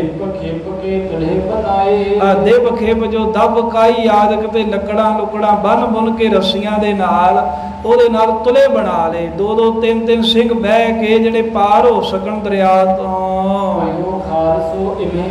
ਇਸ ਤਰ੍ਹਾਂ ਖਾਲਸੇ ਨੇ ਉਦਮ ਕੀਤਾ, ਦਬ ਕਾਈ ਆਦਿਕ ਦੇ ਤੁਲੇ ਬਣਾ ਕੇ ਇੱਕ ਇੱਕ ਦੋ ਦੋ ਸਿੰਘ ਜਿਹੜੇ ਤਰ ਕੇ ਤੇ ਬਿਆਸ ਦਰਿਆ ਤੋਂ ਪਾਰ ਹੋ ਗਏ। ਤੇ ਅੱਗੇ ਆ ਕੇ ਫਿਰ ਸਿੰਘਾਂ ਨੇ 2-4 ਘੜੀਆਂ ਆਰਾਮ ਕੀਤਾ, ਜਲ ਪਾਣੀ ਛਕਿਆ, ਆਪਣੇ ਚਿਹਰੇ ਨੂੰ ਸਾਫ਼ ਕੀਤਾ, ਪਾਣੀ ਜਿਹੜਾ ਰੱਜ ਕੇ ਪੀਤਾ, ਭੁੱਖ ਆਪਣੀ ਪਾਣੀ ਦੇ ਨਾਲ ਹੀ ਮੇਟ ਲਏ। ਅਗਲੇ ਤੰਗ ਖਿਚਵਾਏ। ਤੇ ਜਿਹੜੇ ਸਿੰਘਾਂ ਦੇ ਕੋਲ ਕੁਝ ਘੋੜੇ ਬਜੇ ਸਨ, ਉਹਨਾਂ ਕੀ ਕੀਤਾ ਵੀ ਤੰਗ ਖੋਲ ਕੇ ਕਰਾਂ ਘੋੜਿਆਂ ਨੂੰ ਲੇਟਾ ਮਰਾਇਆ। ਘੋੜਾ ਜਿੰਨਾ ਮਰਜੀ ਥੱਕਾ ਹੋਵੇ, ਜੇ ਕਰਾਂ ਲੇਟਾ ਮਾਰ ਲੇ ਤੇ ਸਰੀਰ ਉਹਦਾ ਫਿਰ ਕਾਇਮ ਹੋ ਜਾਂਦਾ। ਤੇ ਸਿੰਘਾਂ ਨੇ ਕਾਠੀਆਂ ਖੋਲ ਕੇ ਖਰਕਣਾ ਫੇਰ ਕੇ ਹੱਥ ਘੋੜਿਆਂ ਨੂੰ ਲੇਟਾ ਮਰਾਇਆ ਤੇ ਫਿਰ ਕਾਠੀਆਂ ਕੱਸ ਲਈਆਂ। ਪੂਰੇ ਸਿੰਘ ਤੋਂ ਅਗਲੇ ਦਾਏ। ਇਦਾਂ ਫਿਰ ਸਿੰਘ ਜਿਹੜੇ ਸੀ ਸਾਧ ਸੰਗਤ ਜੀ ਜਿਵੇਂ ਕਿਵੇਂ ਕਰਕੇ ਬਿਆਸ ਦਰਿਆ ਪਾਰ ਕਰਕੇ ਤੇ ਅੱਗੇ ਦੁਆਬੇ ਵਾਲੇ ਪਾਸੇ ਨੂੰ ਚਲੇ ਗਏ। ਜੋ ਰਹੇ ਉਥੋਂ ਸਿੰਘਰ ਪੈ ਸੋ ਡੁੱਬੇ ਹੋ ਦਰਿਆਏ। ਇਹ ਤੇ ਕਹਿੰਦੇ ਵੀ ਜਿਹੜੇ ਸਿੰਘ ਪਾਰ ਹੋਏ ਨਾ ਜਦੋਂ, ਤੇ ਸਾਜੋ ਸਮਾਨ ਦੇ ਪਹਿਲਾਂ ਵੀ ਕੋਈ ਨਹੀਂ ਸੀ, ਪਰ ਜੇ ਕੋਈ ਭਾਰੀ ਚੀਜ਼ ਕੋਈ ਸਾਜੋ ਸਮਾਨ ਸਿੰਘਾਂ ਦੇ ਕੋਲ ਹੈਗਾ ਵੀ ਸੀ, ਉਹ ਵੀ ਦਰਿਆ ਪਾਰ ਕਰਦਿਆਂ ਡੁੱਬ ਗਿਆ। ਕਿਉਂਕਿ ਘਾਹ ਫੂਸ ਦੇ ਬਣੇ ਹੋਏ ਜਿਹੜੇ ਤੁਲੇ ਹੁੰਦੇ ਆ, ਉਹ ਬਹੁਤਾ ਭਾਰ ਨਹੀਂ ਚੁੱਕ ਸਕਦੇ। ਤੇ ਜਿਹੜਾ ਕੋਈ ਵਜਨ ਵਾਲੀ ਕੋਈ ਭਾਰੀ ਚੀਜ਼ ਸੀ, ਕੋਈ ਬਰਤਨ ਜਾਂ ਕੁਝ ਹੋਰ ਆ, ਉਹ ਸਾਰੀਆਂ ਹੀ ਵਸਤੂਆਂ ਖਾਲਸੇ ਦੀਆਂ ਦਰਿਆ ਦੇ ਵਿੱਚ ਡੁੱਬ ਗਈਆਂ। ਤੇ ਹੁਣ ਜਦੋਂ ਅੱਗੇ ਮੰਡ ਦਾ ਇਲਾਕਾ ਜਿਹੜਾ ਜਿੰਨਾ ਵੇਖਿਆ ਹੈ, 2-2 3-3 ਕੋਹ ਤੀਕਰ ਰੇਤ ਹੀ ਰੇਤ ਹੁੰਦੀ ਹੈ ਦਰਿਆਵਾਂ ਦੇ ਕੰਢੇ। ਤੇ ਸਿਖਰ ਦੁਪਹਿਰ ਲੱਗੀ ਹੈ, ਤੇ ਸਿਖਰ ਦੁਪਹਿਰ ਕਰਕੇ ਕਹਿੰਦੇ ਰੇਤ ਬੜੀ ਤਪ ਰਹੀ ਹੈ। ਜਦੋਂ ਸਿੰਘ ਉੱਥੇ ਪਹੁੰਚੇ, ਬਹੁਤ ਸੁਖਾਈ ਭਰੇਤੀ ਆਈ। ਸਿੰਘਾਂ ਦੇ ਚਰਨਾਂ ਦੇ ਵਿੱਚ ਜੋੜਾ ਕੋਈ ਨਹੀਂ ਹੈ। ਜਦੋਂ ਬਹੁਤ ਤਪਦੀ ਹੋਈ ਅੱਗੇ ਰੇਤਾ ਆਏ, ਜਦੋਂ ਸਿੰਘ ਤੁਰਦੇ ਆ ਤੇ ਪੈਰ ਏਦਾਂ ਲੁਸ਼ੂ ਲੁਸ਼ੂ ਕਰਦੇ ਨੇ ਜਿਵੇਂ ਮਾਨੋ ਕਿਸੇ ਨੇ ਤੱਤੀ ਤਵੀ ਥੱਲੇ ਵਿਛਾ ਦਿੱਤੀ ਹੋਵੇ। ਤੇ ਜਦੋਂ ਪੈਰ ਰੱਖਦੇ ਨੇ ਸਿੰਘਾਂ ਦੇ ਪੈਰ ਉਸ ਬਰੇਤੀ ਦੇ ਵਿੱਚ ਸੜਦੇ ਨੇ, ਛਾਲੇ ਬਣਦੇ ਨੇ। ਹੋਰ ਤਾਂ ਕੋਈ ਹੀਲਾ ਵਸੀਲਾ ਨਹੀਂ ਸੀ। ਜਿਹੜਾ ਕੋਈ ਥੋੜਾ ਬਹੁਤ ਕੱਪੜਾ ਲੀੜਾ ਹੈ ਸੀ ਕੋਲ, ਸਿੰਘਾਂ ਨੇ ਉਹੀ ਕੱਪੜਾ ਲੀੜਾ ਪਾੜ ਕੇ ਆਪਣਾ ਬਚਾਅ ਕਰਨ ਦੇ ਲਈ ਟਾਕੀਆਂ ਜਿਹੜੀਆਂ ਸੀ ਉਹ ਪੈਰਾਂ ਦੇ ਲਪੇਟ ਲਈਆਂ ਵੀ ਸਾਡੇ ਪੈਰ ਨਾ ਸੜਨ, ਸਾਡੇ ਪੈਰਾਂ 'ਚ ਫਲੂਏ ਨਾ ਪੈਣ। ਸਾਧ ਸੰਗਤ ਜੀ ਇਹ ਇਤਿਹਾਸ ਹੈ। ਇਹ ਚੀਜ਼ਾਂ ਖਾਲਸੇ ਨੇ ਹੰਡਾਈਆਂ ਤੇ ਤਾਂ ਪੰਥ ਬਚਿਆ। ਸਿੰਘ ਜਿਹੜੇ ਸੀ ਵੇਖੋ ਇੰਨੀ ਬਿਪਤਾ ਹੈ ਵੀ ਦੁੱਖ ਭੁੱਖ ਦਾ ਹੀ ਬੜਾ ਮਾੜਾ ਹੁੰਦਾ ਹੈ। ਇੱਕ ਤੇ ਅਨੀਂਦਰਾ, ਇੱਕ ਵੈਰੀ ਮਗਰ ਲੱਗਾ ਹੈ। ਤੇ ਜੇ ਹੁਣ ਪਾਰ ਹੋਏ ਨੇ ਤੇ ਚਰਨੀ ਜੋੜਾ ਨਹੀਂ ਹੈ, ਜਿਸ ਕਰਕੇ ਤਪਦੀ ਹੋਈ ਰੇਤ 'ਚ ਪੈਰ ਸੜਦੇ ਆ ਤੇ ਪੈਰਾਂ ਦੇ ਉੱਤੇ ਟਾਕੀਆਂ ਬੰਨ੍ਹਦੇ ਨੇ ਵੀ ਸਾਡਾ ਬਚਾਅ ਹੋਵੇ।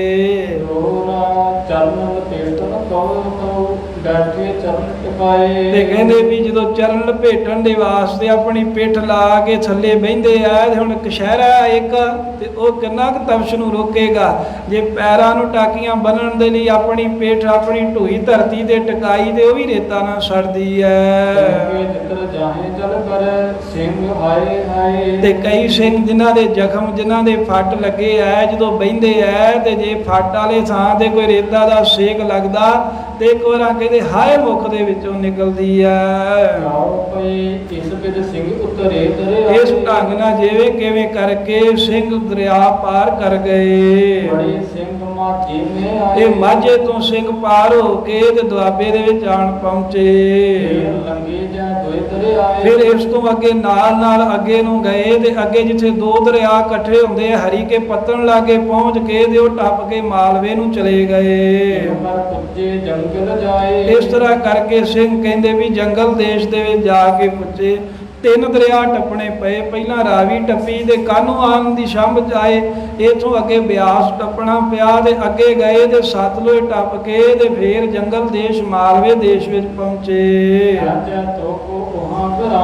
ਜਿੱਥੇ ਜੈਤੋ ਪੁੱਛੋਂ ਆਦਿਕ ਨਗਰ ਨੇ ਨਾ, ਇਹਨਾਂ ਨਗਰਾਂ ਦੇ ਸਿੰਘ ਭੇਤੀ ਸਨ। ਮਾਲਵੇ ਦੇ ਵਿੱਚ ਤੁਰਕਾਂ ਦੀ ਫੌਜ ਆਉਂਦੀ ਨਹੀਂ ਸੀ ਛੇਤੀ ਕੀਤਿਆਂ। ਤੇ ਸਿੰਘ ਜਿਹੜੇ ਸੀ ਜਦੋਂ ਵੀ ਕੋਈ ਬਿਪਤਾ ਪਵੇ ਤੇ ਮਾਝਾ ਛੱਡ ਕੇ ਤੇ ਮਾਲਵੇ 'ਚ ਜਾਂਦੇ ਸੀ। ਤੇ ਉਥੋਂ ਦੇ ਸਿੱਖ ਵੀ ਆਇਆ ਹੋਇਆਂ ਦੀ ਸੇਵਾ ਕਰਦੇ ਸਨ। ਉੱਥੇ ਸਿੰਘਾਂ ਨੇ ਡੇਰਾ ਕੀਤਾ ਤੇ ਜਾ ਕੇ ਉਹ ਤਾਰਾ ਕੀਤਾ। ਇੱਕੇ ਪਿੰਡ 'ਚ ਨਹੀਂ ਸੀ ਰਹਿੰਦੇ। ਜਿੱਥੇ ਸਿੰਘਾਂ ਦੇ ਘਰ ਸੀ, ਇੱਕ ਸਿੱਖ ਦੇ ਘਰ ਦੇ ਵਿੱਚ ਇੱਕ ਸਿੱਖ ਜਾਂ 2 ਸਿੱਖ ਜੇ ਕੋਈ ਆਪਣੀ ਹੈਸੀਅਤ ਨਾਲ ਰੱਖਣਾ ਚਾਹੇ। ਤੇ ਜਿੰਨੇ ਜ਼ਖਮੀ, ਫੱਟੜ, ਬਿਮਾਰ ਸ਼ਮਾਰ ਸਿੰਘ ਸਨ, ਵੰਡ ਵਰਤ ਕੇ ਕਈ ਪਿੰਡਾਂ ਦੇ ਵਿੱਚ ਜਾ ਕੇ ਮਾਲਵੇ ਵਿੱਚ ਉਤਰੇ ਹਨ। ਭਾਈ ਸੁਖਾ ਸਿੰਘ ਜੀ ਦੀ ਲੱਤ ਦੇ ਉੱਤੇ ਗੋਲਾ ਵੱਜਾ ਸੀ। ਪੱਟ ਤੋਂ ਲੈ ਕੇ ਤੇ ਅੱਧ ਤੀਕਰ ਲੱਤ ਜਿਹੜੀ ਸੀ ਸਾਰੀ ਚੂਰ ਹੋ ਗਈ ਸੀ ਹੱਡ। ਤੇ ਘੋੜੇ ਦੇ ਹੁੱਦੇ ਦੇ ਨਾਲ ਕਾਠੀ ਦੇ ਨਾਲ ਹੀ ਬੰਨ੍ਹ ਕੇ ਇਦਾਂ ਹੀ ਆਏ ਸੀ ਹੱਠ ਕਰਕੇ। ਤੇ ਜਦੋਂ ਭਾਈ ਸੁਖਾ ਸਿੰਘ ਜੀ ਇੱਥੇ ਜੈਤੋ ਪਹੁੰਚੇ ਤੇ ਉਸ ਵੇਲੇ ਫਿਰ ਸਿੰਘਾਂ ਦੇ ਕੋਲੋਂ ਆਪਣੀ ਲੱਤ ਖਲਵਾਈ ਵੀ ਹੁਣ ਖੋਲ ਦਿਓ ਨਾਲੋਂ। ਸਤ ਸਿਆਣੇ ਵੈਦ ਲਗਾਏ। ਆ ਸਿੱਖ ਆਪਣੇ ਘਰਾਂ ਦੇ ਵਿੱਚ ਲੈ ਗਏ ਤੇ ਜਿਹੜੇ ਕੋਈ ਸਿਆਣੇ ਵੈਦ ਸੀ ਹੱਡੀਆਂ ਜੋੜ ਦਿੰਦੇ ਸਨ, ਜਿਹੜੇ ਪੱਟੀਆਂ ਕਰਕੇ ਉਹਨਾਂ ਨੂੰ ਸੱਦਿਆ ਗਿਆ। ਤੇਲ ਪਾਏ ਟੰਗ ਧਰੀ ਮਨਾਰੇ। ਆ ਪਨਾਰੇ ਦੇ ਵਿੱਚ ਆ ਵੀ ਲੱਤ ਸਿੱਧੀ ਰਵੇ, ਵੀ ਕਿਤੇ ਵਿੰਗਾ ਨਾ ਇਹਨੂੰ ਜੋੜ ਪੈ ਜਾਵੇ। ਪਨਾਲਾ ਲੈ ਕੇ ਤੇ ਪਨਾਲੇ ਦੇ ਵਿੱਚ ਲੱਤ ਰੱਖ ਕੇ ਤੇ ਉੱਤੋਂ ਚੰਗੀ ਤਰ੍ਹਾਂ ਤੇਲ ਆਦਿਕ ਲਾ ਦਿੱਤਾ।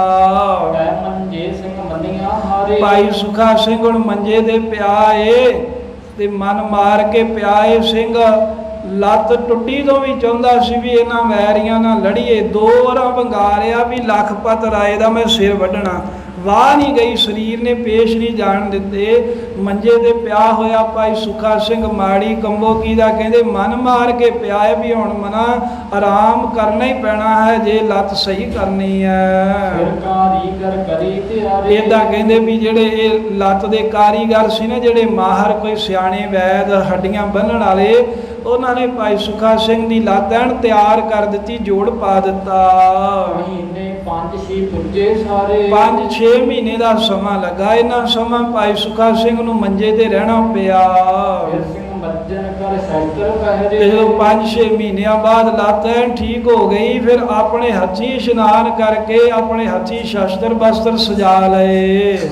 ਘੋੜੇ ਮਖੋਤੇ ਲਹਿਰੇ। ਤੇ ਜਿਵੇਂ ਪਹਿਲਾਂ ਸਾਧ ਸੰਗਤ ਜੀ ਤੁਰਕਾਂ ਨਾਲ ਲੜਨ ਦੀ ਭਾਵਨਾ ਸੀ, ਲੱਤ ਨੂੰ ਜਦੋਂ ਆਰਾਮ ਆ ਗਿਆ ਭਾਈ ਸੁਖਾ ਸਿੰਘ ਫਿਰ ਉਸੇ ਤਰ੍ਹਾਂ ਘੋੜੇ ਤੇ ਚੜ ਗਿਆ। ਇਹ ਨਹੀਂ ਵੀ ਮੈਂ ਹੁਣ ਪਰਹੇਜ਼ ਕਰਾਂ, ਮੇਰੀ ਲੱਤ ਬਹੁਤੀ ਚੂਰ ਹੋਈ ਹੈ, ਜੋੜ ਪਏ ਨੇ।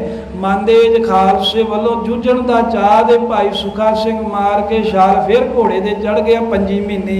ਇਮਾਮ ਸੁਣੀ ਪਿਤਾ ਤੇ ਬਾਤ। ਤੇ ਭਾਈ ਰਤਨ ਸਿੰਘ ਜੀ ਕਹਿੰਦੇ ਸਾਰੀ ਗੱਲ ਮੈਂ ਆਪਣੇ ਪਿਤਾ ਰਾਏ ਸਿੰਘ ਦੇ ਕੋਲੋਂ ਸੁਣੀ ਹੈ। ਸੁਖਾ ਸਿੰਘ ਤੇ ਸਮਝਾਇਓ ਸਾਥ। ਕਿਉਂਕਿ ਮੇਰਾ ਪਿਤਾ ਰਾਏ ਸਿੰਘ ਉਦੋਂ ਸੁਖਾ ਸਿੰਘ ਦੇ ਨਾਲ ਹੀ ਸੀ। ਸੁਖਾ ਸਿੰਘ ਤੇ ਮਤਾਬ ਸਿੰਘ ਦਾ ਆਪਸ ਵਿੱਚ ਬੜਾ ਪਿਆਰ ਸੀ। ਤੇ ਭਾਈ ਮਤਾਬ ਸਿੰਘ ਦੀ ਸ਼ਹੀਦੀ ਤੋਂ ਬਾਅਦ ਸੁਖਾ ਸਿੰਘ ਆਪਣੇ ਬੱਚਿਆਂ ਵਾਂਗ ਹੀ ਰਾਏ ਸਿੰਘ ਨੂੰ ਆਪਣੇ ਨਾਲ ਰੱਖਦਾ ਸੀ। ਤੇ ਭਾਈ ਰਤਨ ਸਿੰਘ ਜੀ ਕਹਿੰਦੇ ਮੇਰਾ ਪਿਤਾ ਇਸ ਕੱਲੂ ਘਾਰੇ ਦੇ ਵਿੱਚ ਨਾਲ ਸੀ ਤੇ ਸੁਖਾ ਸਿੰਘ ਉਹਨੂੰ ਨਾਲ, ਭਾਈ ਸੁਖਾ ਸਿੰਘ ਨੂੰ ਨਾਲ ਮੇਰਾ ਪਿਤਾ ਸਾਡੇ ਭੜੀ ਜਿਹੜਾ ਨਗਰ ਹੈ ਇੱਧਰ ਚੜੀ ਦੇ ਭੜੀ ਖੰਨੇ ਲਾਗੇ, ਇੱਥੇ ਵੀ ਕਹਿੰਦੇ ਲੈ ਕੇ ਆਏ ਸੀ। ਤੇ ਉਹਨਾਂ ਦੇ ਸਾਹਮਣੇ ਮੇਰੇ ਬਾਪ ਨੇ ਸਾਰੀ ਮੈਨੂੰ ਗੱਲ ਦੱਸੀ। ਕਹਿੰਦੇ ਇਹ ਤੇ ਉਹ ਸਿੰਘ ਹੈ ਜਿਹੜੇ ਘੋੜਿਆਂ ਤੇ ਚੜੇ ਸੀ ਤੇ ਬਚ ਬਚਾ ਕੇ ਮਾਲਵੇ 'ਚ ਪਹੁੰਚ ਗਿਆ, ਆਪੋ ਆਪਣਾ ਇਲਾਜ ਕਰਾਇਆ। ਹੁਣ ਕਹਿੰਦੇ ਮੈਂ ਉਹਨਾਂ ਸਿੰਘਾਂ ਦੀ ਗੱਲ ਦੱਸਦਾ ਹਾਂ ਜਿਹੜੇ ਸਿੰਘ ਪਰੇ ਪੜੋਲ ਕਠੂਏ ਬਸੋਲੀ ਆਦਿਕ ਰਾਵੀ ਪਾਰ ਕਰਕੇ ਜਿਹੜੇ ਪਹਾੜਾਂ ਵੱਲ ਨੂੰ ਚਲੇ ਗਏ ਸਨ।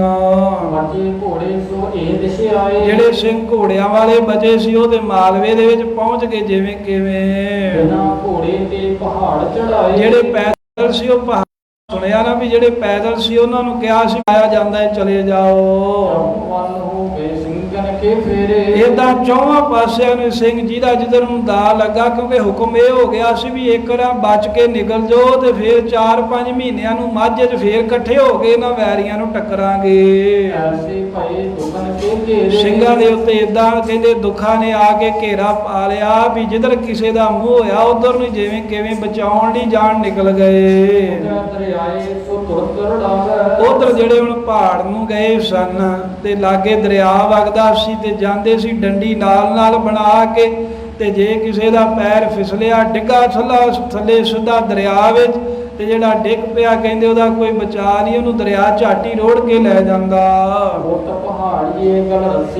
ਤੇ ਜੇ ਕੋਈ ਬਚ ਬਚਾ ਕੇ ਪਹਾੜੀ ਤੇ ਚੜ ਵੀ ਜਾਂਦਾ ਤੇ ਉੱਥੇ ਪਹਾੜੀਏ ਗਲ 'ਚ ਰੱਸਾ ਪਾ ਲੈਂਦੇ ਸਿੰਘਾਂ ਦੇ। ਤੇ ਇਧਰੋਂ ਜਿਹੜੀ ਦੀਵਾਨ ਲਖਪਤ ਰਾਏ ਦੀ ਫੌਜ ਹੈ ਇਹ ਵੀ ਸਿੰਘਾਂ ਦੇ ਪਿੱਛੇ ਕਹਿੰਦੇ ਵੀ ਦੱਬੀ ਆਉਂਦੀ ਹੈ, ਸਿੰਘਾਂ ਦਾ ਸਾਹ ਨਹੀਂ ਲੈਣ ਦਿੰਦੇ। ਇਹ ਸਿੰਘਾਂ ਨੂੰ ਮਗਰੋਂ ਕੱਢਦੇ ਜਾ ਰਹੇ ਜਿਹੜੇ ਪਹਾੜਾਂ ਵੱਲ ਪੈਦਲ ਗਏ। ਜੇ ਕੋਈ ਡਿੱਗ ਪਿਆ ਤੇ ਕਹਿੰਦੇ ਸਿੱਧਾ ਦਰਿਆ 'ਚ ਰੁੜ ਗਿਆ, ਉੱਥੇ ਚੜ੍ਹਾਈ ਕਰ ਗਿਆ। ਜੇ ਕੋਈ ਪਹਾੜੀ ਚੜ੍ਹ ਗਿਆ ਤੇ ਉਹਨੂੰ ਪਹਾੜੀਏ ਫੜ ਕੇ ਰੱਸਾ ਪਾ ਕੇ ਕੈਦ ਕਰ ਲੈਂਦੇ। ਤੇ ਜੇ ਕੋਈ ਅਜੇ ਪਿੱਛੇ ਸੀ ਤੇ ਉਹਨੂੰ ਜਾ ਕੇ ਤੁਰਕਾਂ ਦੀ ਫੌਜ ਕੱਟਦੀ ਵੱਢਦੀ ਮਾਰਦੀ। ਸਿੰਘਾਂ ਲਈ ਬੜਾ ਔਖਾ ਸਮਾਂ ਆ ਗਿਆ। ਅੱਗੇ ਪਹਾੜਾਂ ਦੇ ਵਿੱਚ ਹੁਣ ਰਾਹ ਨਹੀਂ ਲੱਭਦਾ। ਪਹਾੜੀ ਇਲਾਕਾ ਜੇ ਤੇ ਕੋਈ ਪਹਿਲਾਂ ਲੰਘਿਆ ਹੋਵੇ ਤੇ ਪਤਾ ਹੁੰਦਾ ਵੀ ਆਹ ਡੰਡੀ ਉਧਰ ਨੂੰ ਨਿਕਲ ਜੂ। ਜਿਹੜਾ ਪਹਿਲੀ ਵਾਰ ਗਿਆ ਹੋਵੇ ਉਹਨੂੰ ਕੀ ਪਤਾ ਵੀ ਕਿੱਧਰ ਨੂੰ ਜਾਣਾ ਤੇ ਕਿਧਰ ਰਾਹ ਏ। ਸਿੰਘਾਂ ਨੂੰ ਰਾਹ ਨਾ ਲੱਭੇ ਵੀ ਕਿਧਰ ਜਾਈਏ ਤੇ ਕੀ ਕਰੀਏ। ਐਸੀ ਭਈ ਸਮੇਂ ਕੀ ਕਾਰੀ। ਕਹਿੰਦੇ ਇਹੋ ਜਿਹਾ ਸਮੇਂ ਦਾ ਖੇਲ ਆ ਗਿਆ, ਐਸੀ ਸਿੰਘਾਂ ਦੇ ਬਿਪਤਾ ਆ ਗਈ ਵੀ ਕਿਸੇ ਪਾਸੇ ਵੀ ਸੁੱਖ ਹੀ ਨਹੀਂ ਹੈ। ਚਾਰ ਸਫੇਰੇ ਸਿੰਘਾਂ ਨੂੰ ਦੁੱਖ ਬਿਪਤਾ ਨੇ ਘੇਰ ਲਿਆ। ਔਰ ਬਾਤ ਕਛ ਨਹਿ ਪਨੈ ਸਿੰਘਨ ਜੈ ਪਤ ਕੀਤ। ਹੋਰ ਤੇ ਕਹਿੰਦੇ ਵੀ ਸਿੰਘਾਂ ਦੇ ਕੋਲੋਂ ਕੋਈ ਯਤਨ ਬਣਦਾ ਨਹੀਂ। ਅਖੀਰ ਜਿਹੜੇ ਪਹਾੜੀ ਚੜ ਰਹੇ ਸਿੰਘ ਸੀ ਉਹਨਾਂ ਨੇ ਇਦਾਂ ਸਲਾਹ ਕੀਤੀ ਉਦਰੇ ਸਭੇ ਭਿਆਤ ਹੋਏ ਡਿਗ ਡਿਗ ਭਰੇ ਜ਼ਮੀਨ। ਵੀ ਆਪਾਂ ਹੱਲਾ ਕਰਕੇ ਜਿੰਨਾ ਹੁੰਦਾ ਹੈ ਅੱਗੇ ਪਹਾੜੀਆਂ ਨੂੰ ਟੱਪ ਜਾਈਏ।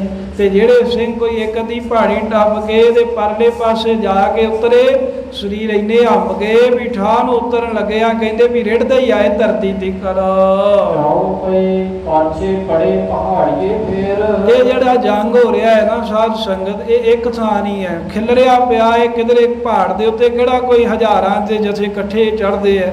ਕੋਈ ਕਿਸੇ ਪਾਸਿਓਂ 10 ਜਾਣੇ ਜਾ ਰਹੇ ਹੈ, ਕੋਈ ਕਿਧਰੋਂ 5 ਜਾਣੇ ਜਾ ਰਹੇ ਹੈ, ਕੋਈ ਕਿਧਰਲੇ ਪਾਸੇ ਸਿੰਘ ਕੱਲਾ ਡੰਡੀ ਨੂੰ ਪੈ ਗਿਆ ਹੈ, ਕੋਈ ਕਿਧਰ ਕੱਲਾ ਪੈ ਗਿਆ ਹੈ। ਤੇ ਜਿਸ ਕਰਕੇ ਜਿੱਧਰ ਤੇ ਸਿੰਘਾਂ ਦਾ ਜ਼ੋਰ ਹੁੰਦਾ ਉੱਥੇ ਦੇ ਬਚਾਅ ਹੋ ਜਾਂਦਾ।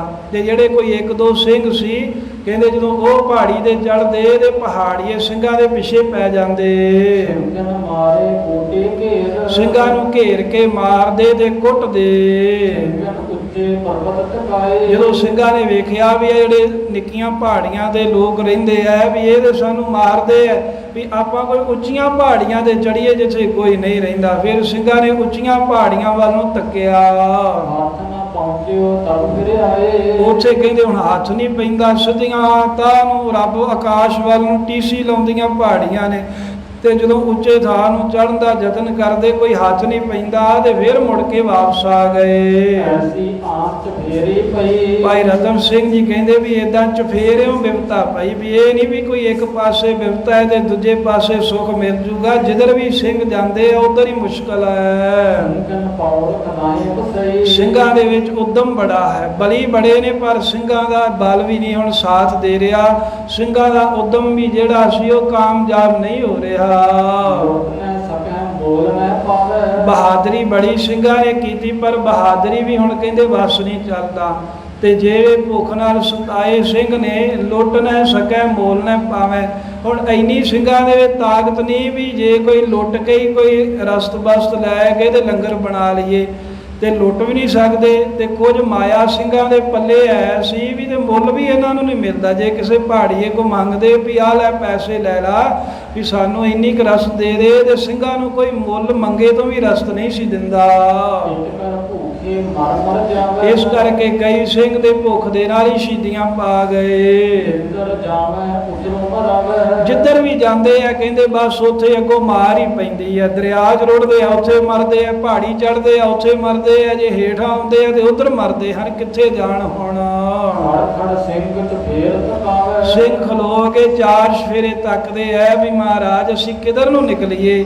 ਇਹ ਕੈਸਾ ਸਮਾਂ ਹੈ, ਕੈਸੀ ਮਹਾਰਾਜ ਸਾਡੀ ਪਰਖ ਕਰ ਰਹੇ ਹੋ।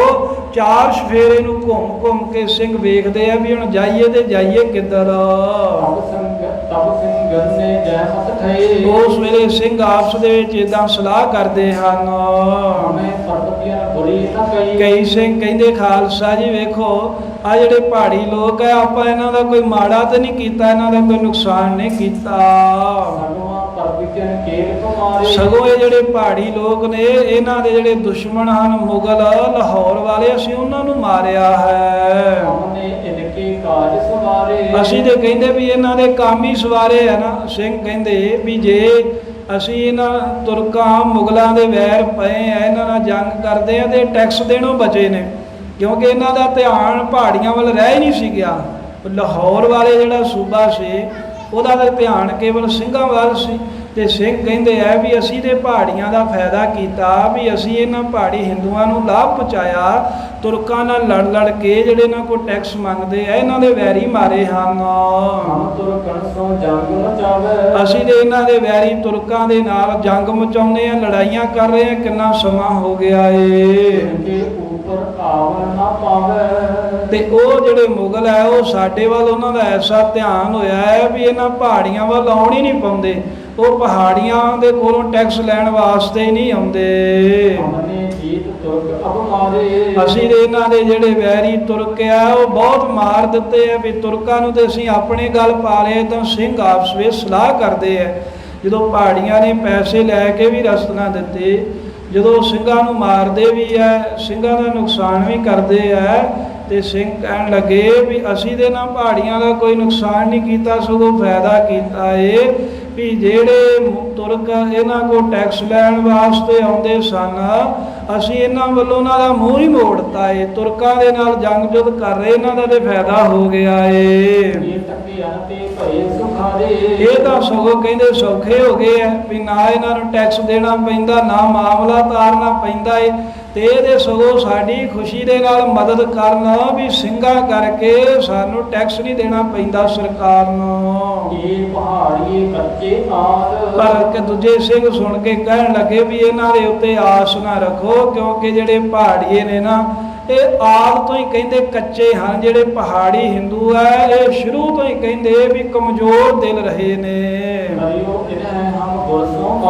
ਇਹ ਸਾਡੀ ਗੱਲ ਤੇ ਛੱਡੋ, ਇਹਨਾਂ ਸਾਡੇ ਗੁਰੂ ਕਲਗੀਧਰ ਮਹਾਰਾਜ ਨੇ ਕਿੰਨਾ ਝਗੜਾ ਪਾਈ ਰੱਖਿਆ। ਆਨੰਦਪੁਰ ਸਾਹਿਬ ਮਹਾਰਾਜ ਨੂੰ ਇਹਨਾਂ ਨੇ ਟਿਕਣ ਨਹੀਂ ਦਿੱਤਾ, ਤੇ ਸਤਿਗੁਰੂ ਕਹਿੰਦੇ ਸੀ ਵੀ ਅਸੀਂ ਤੁਹਾਨੂੰ ਰਾਜ ਦਿਵਾਉਣਾ ਹੈ, ਪਰ ਫਿਰ ਵੀ ਇਹ ਗੁਰੂ ਮਹਾਰਾਜ ਨਾਲ ਹੀ ਲੜਦੇ ਰਹੇ। ਇਸ ਤਰ੍ਹਾਂ ਸਿੰਘਾਂ ਨੇ ਆਪਸ ਵਿੱਚ ਸਲਾਹ ਕੀਤੀ, ਕਹਿੰਦੇ ਵੀ ਇਹ ਜਿਹੜੇ ਪਹਾੜੀਏ ਨੇ ਇਹਦੇ ਸਾਡੇ ਗੁਰੂ ਦੇ ਨਹੀਂ ਬਣੇ, ਨਾ ਸਾਡੇ ਕਿੱਥੋਂ ਬਣਨਾ। ਏਦਾਂ ਕਹਿ ਕੇ ਸਿੰਘ ਕਹਿੰਦੇ ਵੀ ਹੁਣ ਹੱਲਾ ਕਰੋ, ਇਹਨਾਂ ਦਾ ਲਿਹਾਜ਼ ਨਹੀਂ ਕਰਨਾ, ਤੇ ਜਿਹੜਾ ਸਾਹਮਣੇ ਆਵੇ ਉਹਨੂੰ ਛੱਡਣਾ ਨਹੀਂ। ਪਹਾੜੀ ਦੇ ਚੜ ਗਏ ਸਿੰਘ, ਆਗੇ ਹੋ ਕੇ ਆਪ ਉਜਾੜੀ, ਕਹਿੰਦੇ ਆਪਣਾ ਆਪ ਜਿਹੜਾ ਉਜਾੜਿਆ ਸਿੰਘ ਆਪ ਬਿਪਤਾ ਝੱਲਦਿਆਂ ਹੋਇਆਂ ਤੇ ਉੱਪਰ ਪਹੁੰਚ ਗਏ ਪਹਾੜੀ ਤੇ। ਏਦਾਂ ਸਾਧ ਸੰਗਤ ਉਜਾੜਾਂ ਦੇ ਵਿੱਚ ਸਿੰਘ ਤੁਰੇ ਫਿਰਦੇ ਐ, ਕਈ ਹਜ਼ਾਰ ਦੀ ਗਿਣਤੀ ਜਿਹੜੇ ਪੈਦਲ ਸਿੰਘ ਸਨ ਉਹ ਪਰਬਤਾਂ ਦੇ ਵਿੱਚ ਧੱਸ ਗਏ, ਪਹਾੜਾਂ ਵਿੱਚ ਚਲੇ ਗਏ।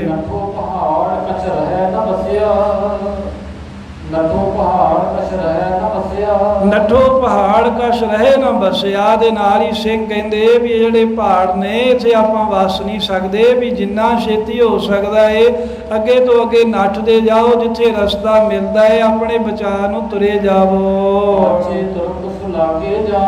ਹੁਣ ਏਦਾਂ ਦੀ ਖੇਡ ਬਣੀ ਵੀ ਕਈ ਤੁਰਕ ਵੀ ਸਿੰਘਾਂ ਦਾ ਖਹਿੜਾ ਨਹੀਂ ਛੱਡਦੇ, ਉਹ ਵੀ ਪਿੱਛੇ ਪਹਾੜੀਆਂ ਚੜ੍ਹਦੇ ਜਾਂਦੇ ਹਨ। ਕਈ ਸਿੰਘ ਜ਼ਖਮੀ ਹੋ ਕੇ ਡਿੱਗੇ ਆ, ਕਈ ਪਹਾੜੀ ਤੋਂ ਤਿਲਕੇ ਡਿੱਗੇ ਆ, ਕਈ ਭੁੱਖ ਦੇ ਸਤਾਏ ਡਿੱਗੇ ਆ, ਤੇ ਜਿਹੜਾ ਵੀ ਕੋਈ ਸਿੰਘ ਇਹਨਾਂ ਨੂੰ ਰਾਹ ਦੇ ਵਿੱਚ ਭੁੱਖਾ ਪਿਆ ਹੋਇਆ, ਜ਼ਖਮੀ ਪਿਆ ਹੋਇਆ ਡਿੱਗਾ ਮਿਲਿਆ, ਤੁਰਕਾਂ ਨੇ ਉਹਦਾ ਸਿਰ ਵੱਢ ਲਿਆ। ਅਖੀਰ ਜਿਹੜੇ ਤੁਰਕ ਸੀ ਨਾ ਇਹ ਵੀ ਕਹਿੰਦੇ ਖਾਲਸੇ ਨੂੰ ਮਾਰਦਿਆਂ ਕੁੱਟਦਿਆਂ ਤੁਰਕ ਵੀ ਥੱਕ ਗਏ, ਇਹਨਾਂ ਦੀਆਂ ਵੀ ਬਾਹਾਂ ਖੜੀਆਂ ਹੋ ਗਈਆਂ ਵੀ ਅਸੀਂ ਨਹੀਂ ਮਾਰ ਸਕਦੇ। ਮਹਾਰਾਜ ਦਾ ਖਾਲਸਾ ਮੁੱਕਿਆ ਨਹੀਂ, ਕਹਿੰਦੇ ਕੁਝ ਨਾ ਕੁਝ ਸਿੰਘ ਫੇਰ ਬਚ ਗਏ, ਭਾਵੇਂ ਕਿ ਅਨੇਕਾਂ ਸਿੰਘ ਜਿਹੜੇ ਤੁਰਕਾਂ ਨੇ ਵੀ ਮਾਰਦੇ, ਕੁਝ ਪਹਾੜੀਆਂ ਨੇ, ਕੁਝ ਸਮੇਂ ਨੇ ਮਾਰਤੇ, ਭੁੱਖ ਨੇ ਮਾਰਤੇ, ਦਰਿਆ ਨੇ ਮਾਰਤੇ, ਪਰ ਅਖੀਰ ਤੁਰਕ ਮਾਰਦਿਆਂ ਮਾਰਦਿਆਂ ਹਾਰ ਮੰਨ ਗਏ, ਪਰ ਗੁਰੂ ਕਾ ਖਾਲਸਾ ਨਹੀਂ ਮਰਿਆ।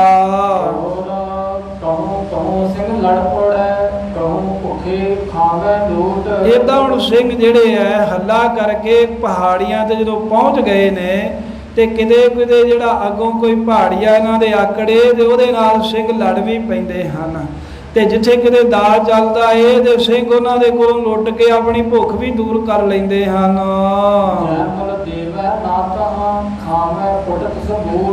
ਆ ਕਹਿੰਦੇ ਲੁੱਟਦੇ ਕਿੱਥੇ ਆ ਵੀ ਜਿੱਥੇ ਮੁੱਲ ਦਿੱਤਿਆ ਵੀ ਕੋਈ ਸਿੰਘਾਂ ਨੂੰ ਰਸਤ ਨਾ ਦਵੇ, ਉਹਨਾਂ ਦੇ ਕੋਲੋਂ ਫਿਰ ਲੁੱਟ ਮਾਰ ਕਰ ਲੈਂਦੇ ਵੀ ਜੇ ਮੁੱਲ ਨਹੀਂ ਤੇ ਫਿਰ ਏਦਾਂ ਸਹੀ, ਤੇ ਜੇ ਕਿਤੇ ਕੁਝ ਵੀ ਨਾ ਮਿਲੇ, ਲੁੱਟ ਮਾਰ ਬਣਾਵੇ, ਮੁੱਲ ਵੀ ਨਾ ਮਿਲੇ, ਤੇ ਜੇ ਸਾਹਮਣੇ ਵੇਖ ਲੈਂਦੇ ਆ ਵੀ ਉਹ ਦਰਖਤ ਹਰਿਆ ਭਰਿਆ ਹੈ, ਕਹਿੰਦੇ ਉਹਨਾਂ ਬੂਟਿਆਂ ਦੇ ਉੱਤੇ ਪੱਤੇ ਤੋੜ ਤੋੜ ਕੇ ਖਾ ਕੇ ਗੁਜ਼ਾਰਾ ਕਰ ਲੈਂਦੇ। ਏਦਾਂ ਸਾਧ ਸੰਗਤ ਅੰਨ ਅਨਾਜ ਵੱਲੋਂ ਸਿੰਘ ਬੜੇ ਲਾਚਾਰ ਹੋ ਗਏ। ਭੁੱਖ ਦੇ ਨਾਲ ਯੁੱਧ ਕਰਦਿਆਂ ਹੋਇਆਂ ਸਿੰਘ ਕਈ ਪਹਾੜੀ ਤੇ ਚੜ ਗਏ। ਮੁੱਲ ਮੰਗਦੇ ਆ, ਜੇ ਕਿਸੇ ਪਹਾੜੀਏ ਦੇ ਘਰ ਦੇ ਅੱਗੇ ਜਾ ਕੇ ਤੇ ਉਹ ਬੂਹੇ ਅੱਗੇ ਨਹੀਂ ਖਲੋਣ ਦਿੰਦਾ, ਕਹਿੰਦਾ ਇੱਥੋਂ ਚੱਲੋ ਤੁਸੀਂ।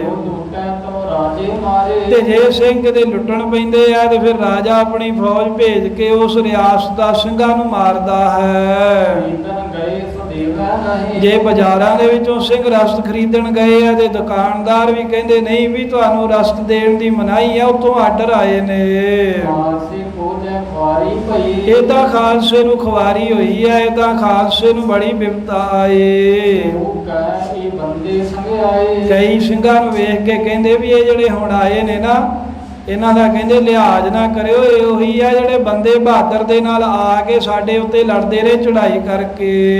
ਲੂਟ ਕੋਟ ਇਨ ਹਮ ਸੰਤਾਏ। ਇਹਨਾਂ ਨੇ ਬੰਦੇ ਬਹਾਦਰ ਦੇ ਨਾਲ ਆ ਕੇ ਸਾਨੂੰ ਲੁੱਟ-ਕੁੱਟ ਕੇ ਬੜਾ ਦੁਖੀ ਕੀਤਾ ਸੀ। ਕਹਿੰਦੇ ਹੁਣ ਸਾਡੇ ਦਾ ਆਇਆ, ਆਪਾਂ ਬਦਲਾ ਲਵਾਂਗੇ। ਬਹੁਤਨ ਦੇਖ ਸੋ ਜਾਵੈ ਭਾਜ।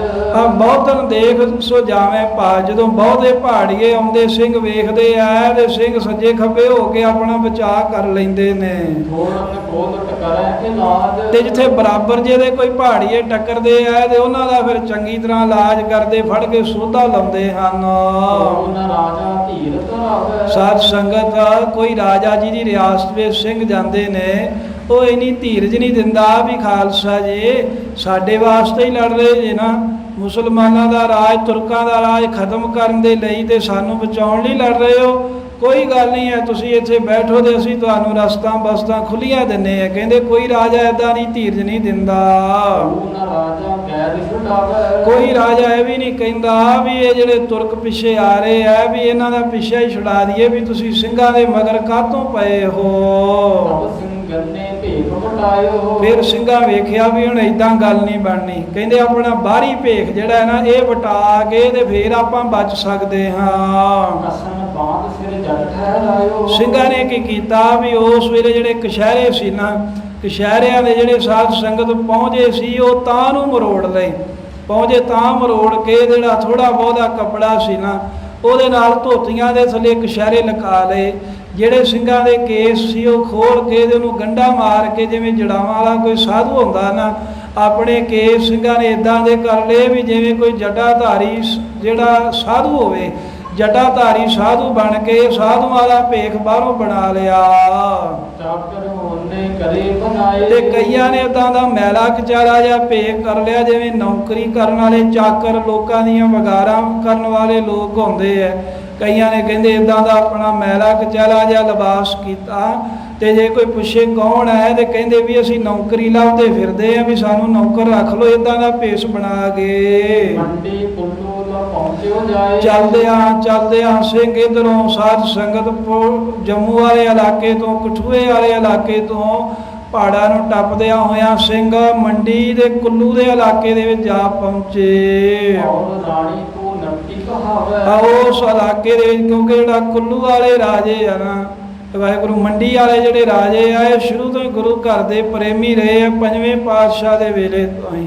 ਤੇ ਇੱਥੇ ਰਾਣੀ ਨਕਟੀ ਕੋਈ ਕਹਾਉਂਦੀ ਸੀ ਆਪਣੇ ਆਪ ਨੂੰ। ਸਿੰਘ ਇਹਦੇ ਇਲਾਕੇ ਵਿੱਚ ਪਹੁੰਚ ਗਏ। ਇਹਨੇ ਸਿੰਘਾਂ ਦਾ ਆਦਰ ਕੀਤਾ। ਜਦੋਂ ਸਿੰਘ ਪ੍ਰਗਟ ਹੋਏ ਨਾ ਵੀ ਅਸੀਂ ਏਦਾਂ ਆਏ ਆ ਬਚ ਕੇ, ਉਹਨੇ ਮਾਣ ਆਦਰ ਕੀਤਾ। ਸਿੰਘਾਂ ਨੂੰ ਰਸਤਾਂ ਬਸਤਾਂ ਖੁੱਲੀਆਂ ਦੇ ਦਿੱਤੀਆਂ ਤੇ ਮੰਡੀ ਦੇ ਇਲਾਕੇ ਦੇ ਵਿੱਚ, ਕੁੱਲੂ ਦੇ ਇਲਾਕੇ ਦੇ ਵਿੱਚ ਕੁਝ ਸਮਾਂ ਫਿਰ ਸਿੰਘਾਂ ਨੇ ਸੁੱਖ ਦਾ ਬਤੀਤ ਕੀਤਾ। ਕਈ ਮਹੀਨਿਆਂ ਬਾਅਦ ਇਹ ਤਾਂ ਕਹਿੰਦੇ 5-6 ਮਹੀਨੇ ਜਿਹੜੇ ਸੀ ਘੱਲੂ ਘਾਰੇ ਤੋਂ ਬਾਅਦ ਸਿੰਘਾਂ ਨੇ ਕੱਟ ਲਏ। ਜਦੋਂ ਸਮਾਂ ਲੰਘ ਗਿਆ ਆ ਫੇਰ ਸਿੰਘ ਕਹਿੰਦੇ ਵੀ ਚੰਗੇ ਤਰ੍ਹਾਂ ਰਾਜੀ ਖੁਸ਼ ਹੋ ਕੇ ਐਨ ਜ਼ਖਮ ਜਦੋਂ ਰਾਜੀ ਹੋ ਗਏ, ਪਹਾੜਾਂ ਤੋਂ ਉਤਰ ਕੇ ਸ੍ਰੀ ਕੀਰਤਪੁਰ ਸਾਹਿਬ ਪਹੁੰਚ ਗਏ।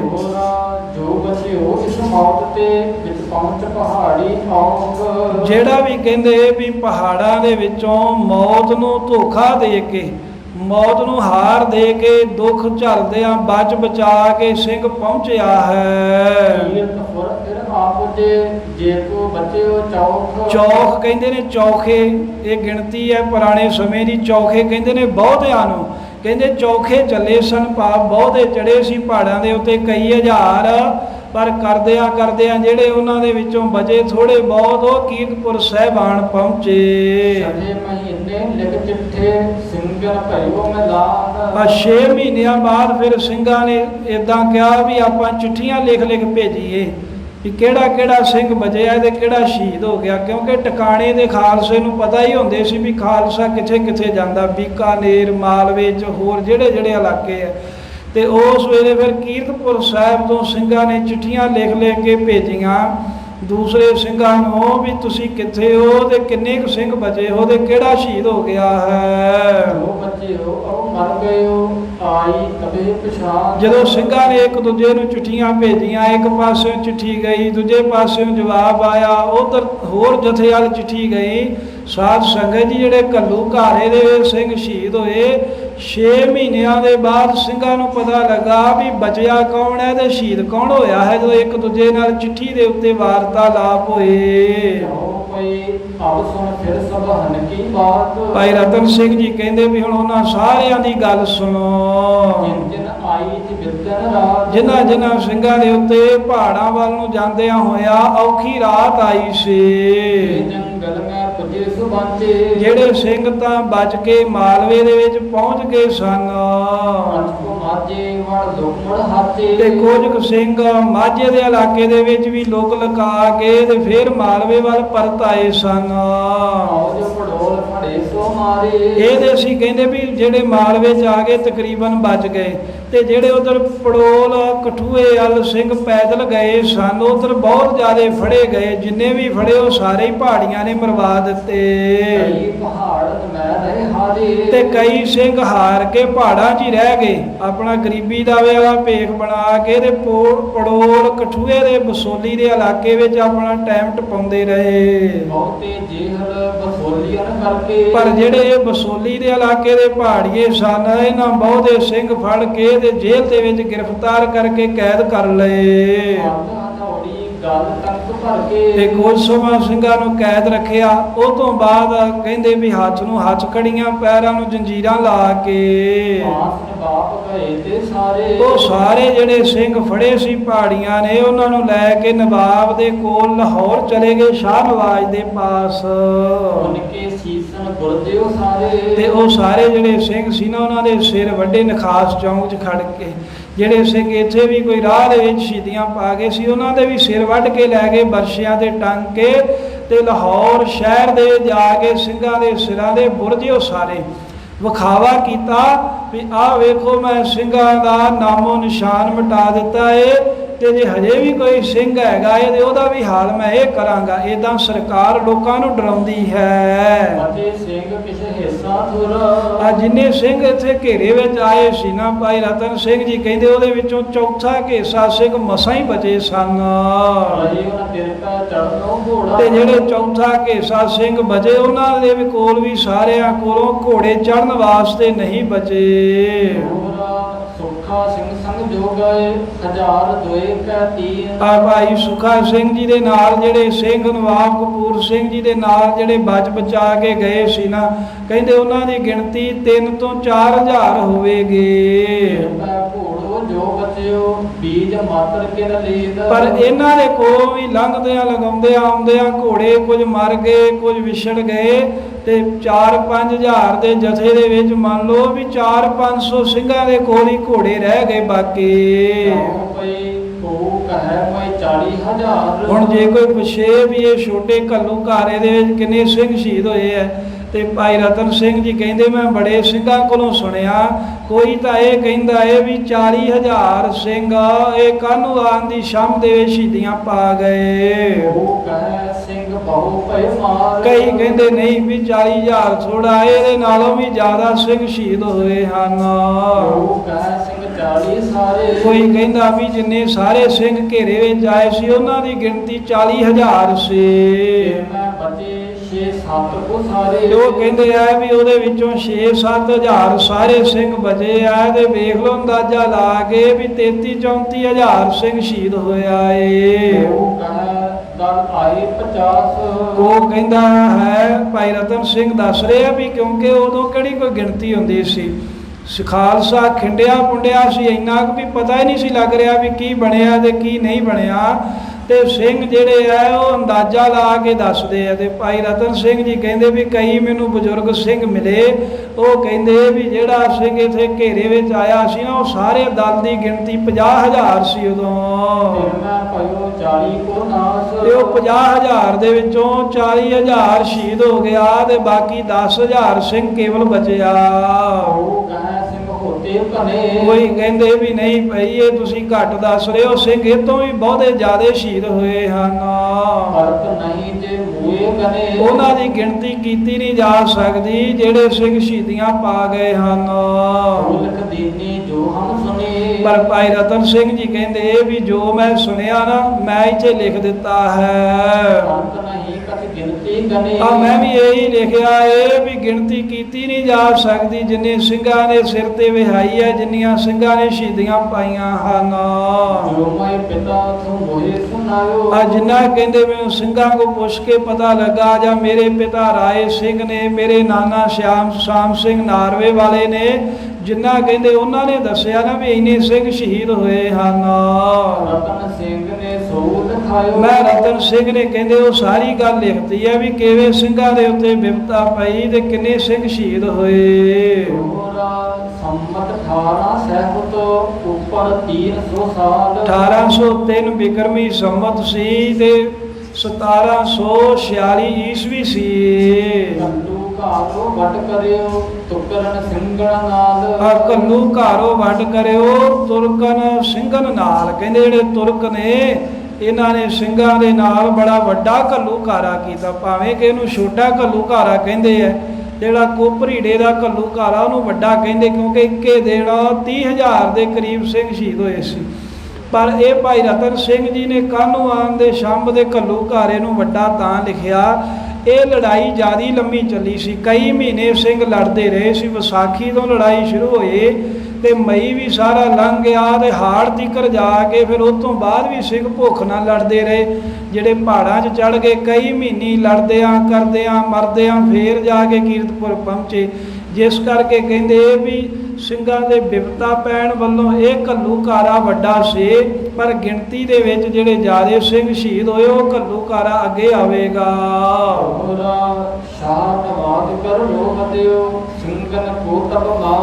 ਜਦੋਂ ਸਿੰਘ ਬਹੁਤੇ ਸ਼ਹੀਦ ਹੋ ਗਏ ਨਾ, ਕੁੱਬ ਇੱਥੇ ਸਾਧ ਸੰਗਤ ਕਾਹਨੂੰਵਾਨ ਦੀ ਸ਼ੰਭ ਦੇ ਇਸ ਇਲਾਕੇ 'ਚ ਜਿਹੜਾ ਸ਼ਾਹ ਨਵਾਜ਼ ਲਾਹੌਰ ਦਾ ਸੂਬਾ ਸੀ ਨਾ, ਇਹਨੂੰ ਬੜਾ ਹੰਕਾਰ ਵੱਧ ਗਿਆ ਵੀ ਮੈਂ ਸਿੰਘ ਮਾਰਤੇ ਆ, ਮੈਂ ਸਿੰਘ ਖਤਮ ਕਰ ਦਿੱਤੇ ਨੇ। ਪਾਤਸ਼ਾਹੀ ਮੈਂ ਕਰੂੰ ਜਾਂ ਦਿੱਲੀ ਤਖਤ ਸੰਭਾਲ। ਹੰਕਾਰ ਵਿੱਚ ਆ ਕੇ ਇਹਦੇ ਮਨ ਵਿੱਚ ਇਹ ਹੋਣ ਲੱਗ ਪਿਆ ਵੀ ਹੁਣ ਮੈਂ ਸਿੰਘ ਮਾਰ ਲਏ ਆ ਤੇ ਮੈਂ ਦਿੱਲੀ ਦਾ ਪਾਤਸ਼ਾਹ ਵੀ ਬਣ ਸਕਦਾ।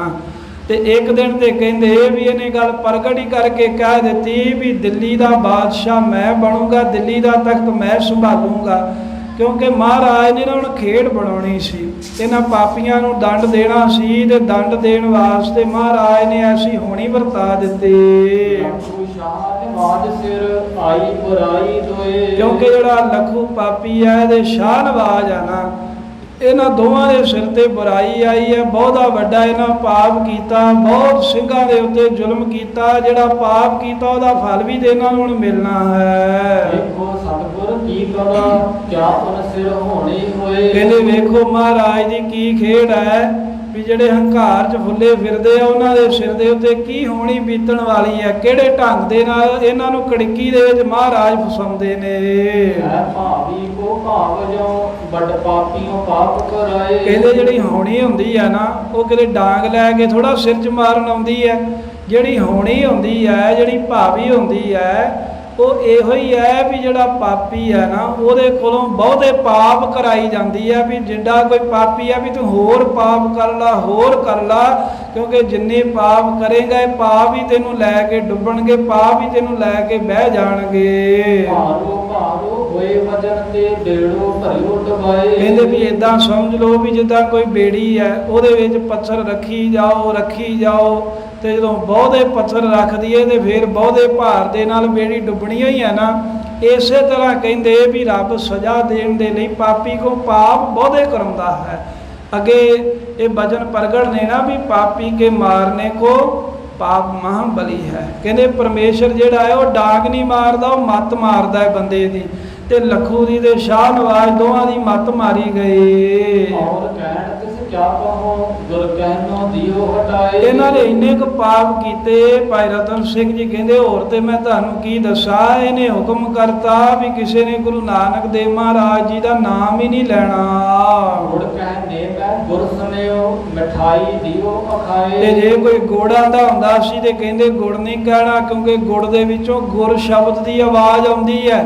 ਇਹਨੂੰ ਮਠਿਆਈ ਕਹੋ, ਇਹਨੂੰ ਰੋੜੀ ਕਹੋ, ਇਹਨੂੰ ਭੇਲੀ ਕਹੋ, ਪਰ ਗੁੜ ਨਹੀਂ ਕਹਿਣਾ। ਜਿਹੜਾ ਗੁੜ ਕਵੇਗਾ ਗੁਰੂ ਕਹਿਣ ਵਾਲੀ ਸਜ਼ਾ ਹੀ ਉਹਦੇ ਤੇ ਲਾਗੂ ਹੋਵੇਗੀ। जाओ पई तब लखू ने होका दिवायो। ਉਦੋਂ ਫਿਰ ਕਹਿੰਦੇ ਵੀ ਲੱਖੂ ਪਾਪੀ ਦਾ ਪਾਪ ਸਿਰ ਚੜ ਕੇ ਬੋਲਿਆ। ਸਿੰਘਾਂ ਨੂੰ ਕਤਲ ਕਰਾਉਣ ਤੋਂ ਬਾਅਦ ਇਹਨੇ ਬਹੁਤ ਵੱਡਾ ਇੱਕ ਹੋਕਾ ਦੇ ਦਿੱਤਾ ਸਾਰੇ ਲਾਹੌਰ ਤੇ ਪੰਜਾਬ ਦੇ ਇਲਾਕੇ 'ਚ।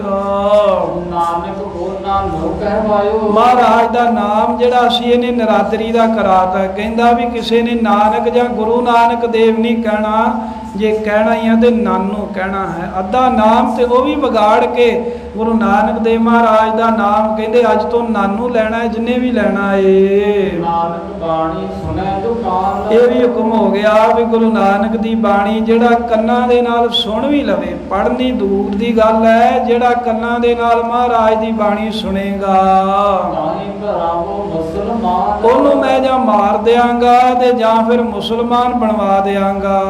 ग्रंथ पोथी हथ आवे वाहे। ਏਦਾਂ ਇਹਨੇ ਪਾਪ ਕੀਤੇ। ਜੇ ਕੋਈ ਗੁਰੂ ਗ੍ਰੰਥ ਸਾਹਿਬ ਦੀ ਪੋਥੀ ਜਾਂ ਕੋਈ ਇਤਿਹਾਸ ਦਾ ਗ੍ਰੰਥ ਇਹਦੇ ਹੱਥ ਆ ਜਾਂਦਾ, ਕਿਉਂਕਿ ਤਲਾਸ਼ੀ ਦੀ ਮੁਹਿੰਮ ਛਾਪੇ ਮਾਰ ਸਾਰੇ ਪਾਸੇ ਸ਼ੁਰੂ ਕੀਤੀ ਸੀ, ਤੇ ਜੇ ਕਿਸੇ ਸਿੱਖ ਦੇ ਘਰੋਂ ਕੋਈ ਗੁਰਬਾਣੀ ਦੀ ਪੋਥੀ ਜਾਂ ਗ੍ਰੰਥ ਇਹਦੇ ਹੱਥ ਆਉਂਦਾ, मात दरियाए डबावे ताहे। ਜਾਂ ਉਹਨੂੰ ਅੱਗ ਲਾ ਕੇ ਸਾੜ ਕੇ ਬੇਅਦਬੀ ਕਰਦਾ ਤੇ ਜਾਂ ਦਰਿਆ ਦੇ ਵਿੱਚ ਰੋੜ ਕੇ ਡੋਬ ਦਿੰਦਾ ਵੀ ਇਹ ਬਾਣੀ ਦੀਆਂ ਪੋਥੀਆਂ ਵੀ ਮੈਂ ਰਹਿਣ ਨਹੀਂ ਦੇਣੀਆਂ। कह मैं नानक पंथ मिटाऊं। ਏਦਾਂ ਕਹਿੰਦਾ ਹੁੰਦਾ ਸੀ ਵੀ ਮੈਂ ਗੁਰੂ ਨਾਨਕ ਦੇਵ ਮਹਾਰਾਜ ਦਾ ਪੰਥ ਇਹ ਖਾਲਸਾ ਸਾਰਾ ਮੇਟ ਕੇ ਫੇਰ ਹਟਾਂਗਾ। मैं भी खतरी तू कहाऊं। ਕਿ ਗੁਰੂ ਨਾਨਕ ਖੱਤਰੀ ਸੀ ਜਿਹਨੇ ਖਾਲਸਾ ਪੰਥ ਸਿੱਖ ਪੰਥ ਸਾਜਿਆ ਆਰੰਭ ਕੀਤਾ।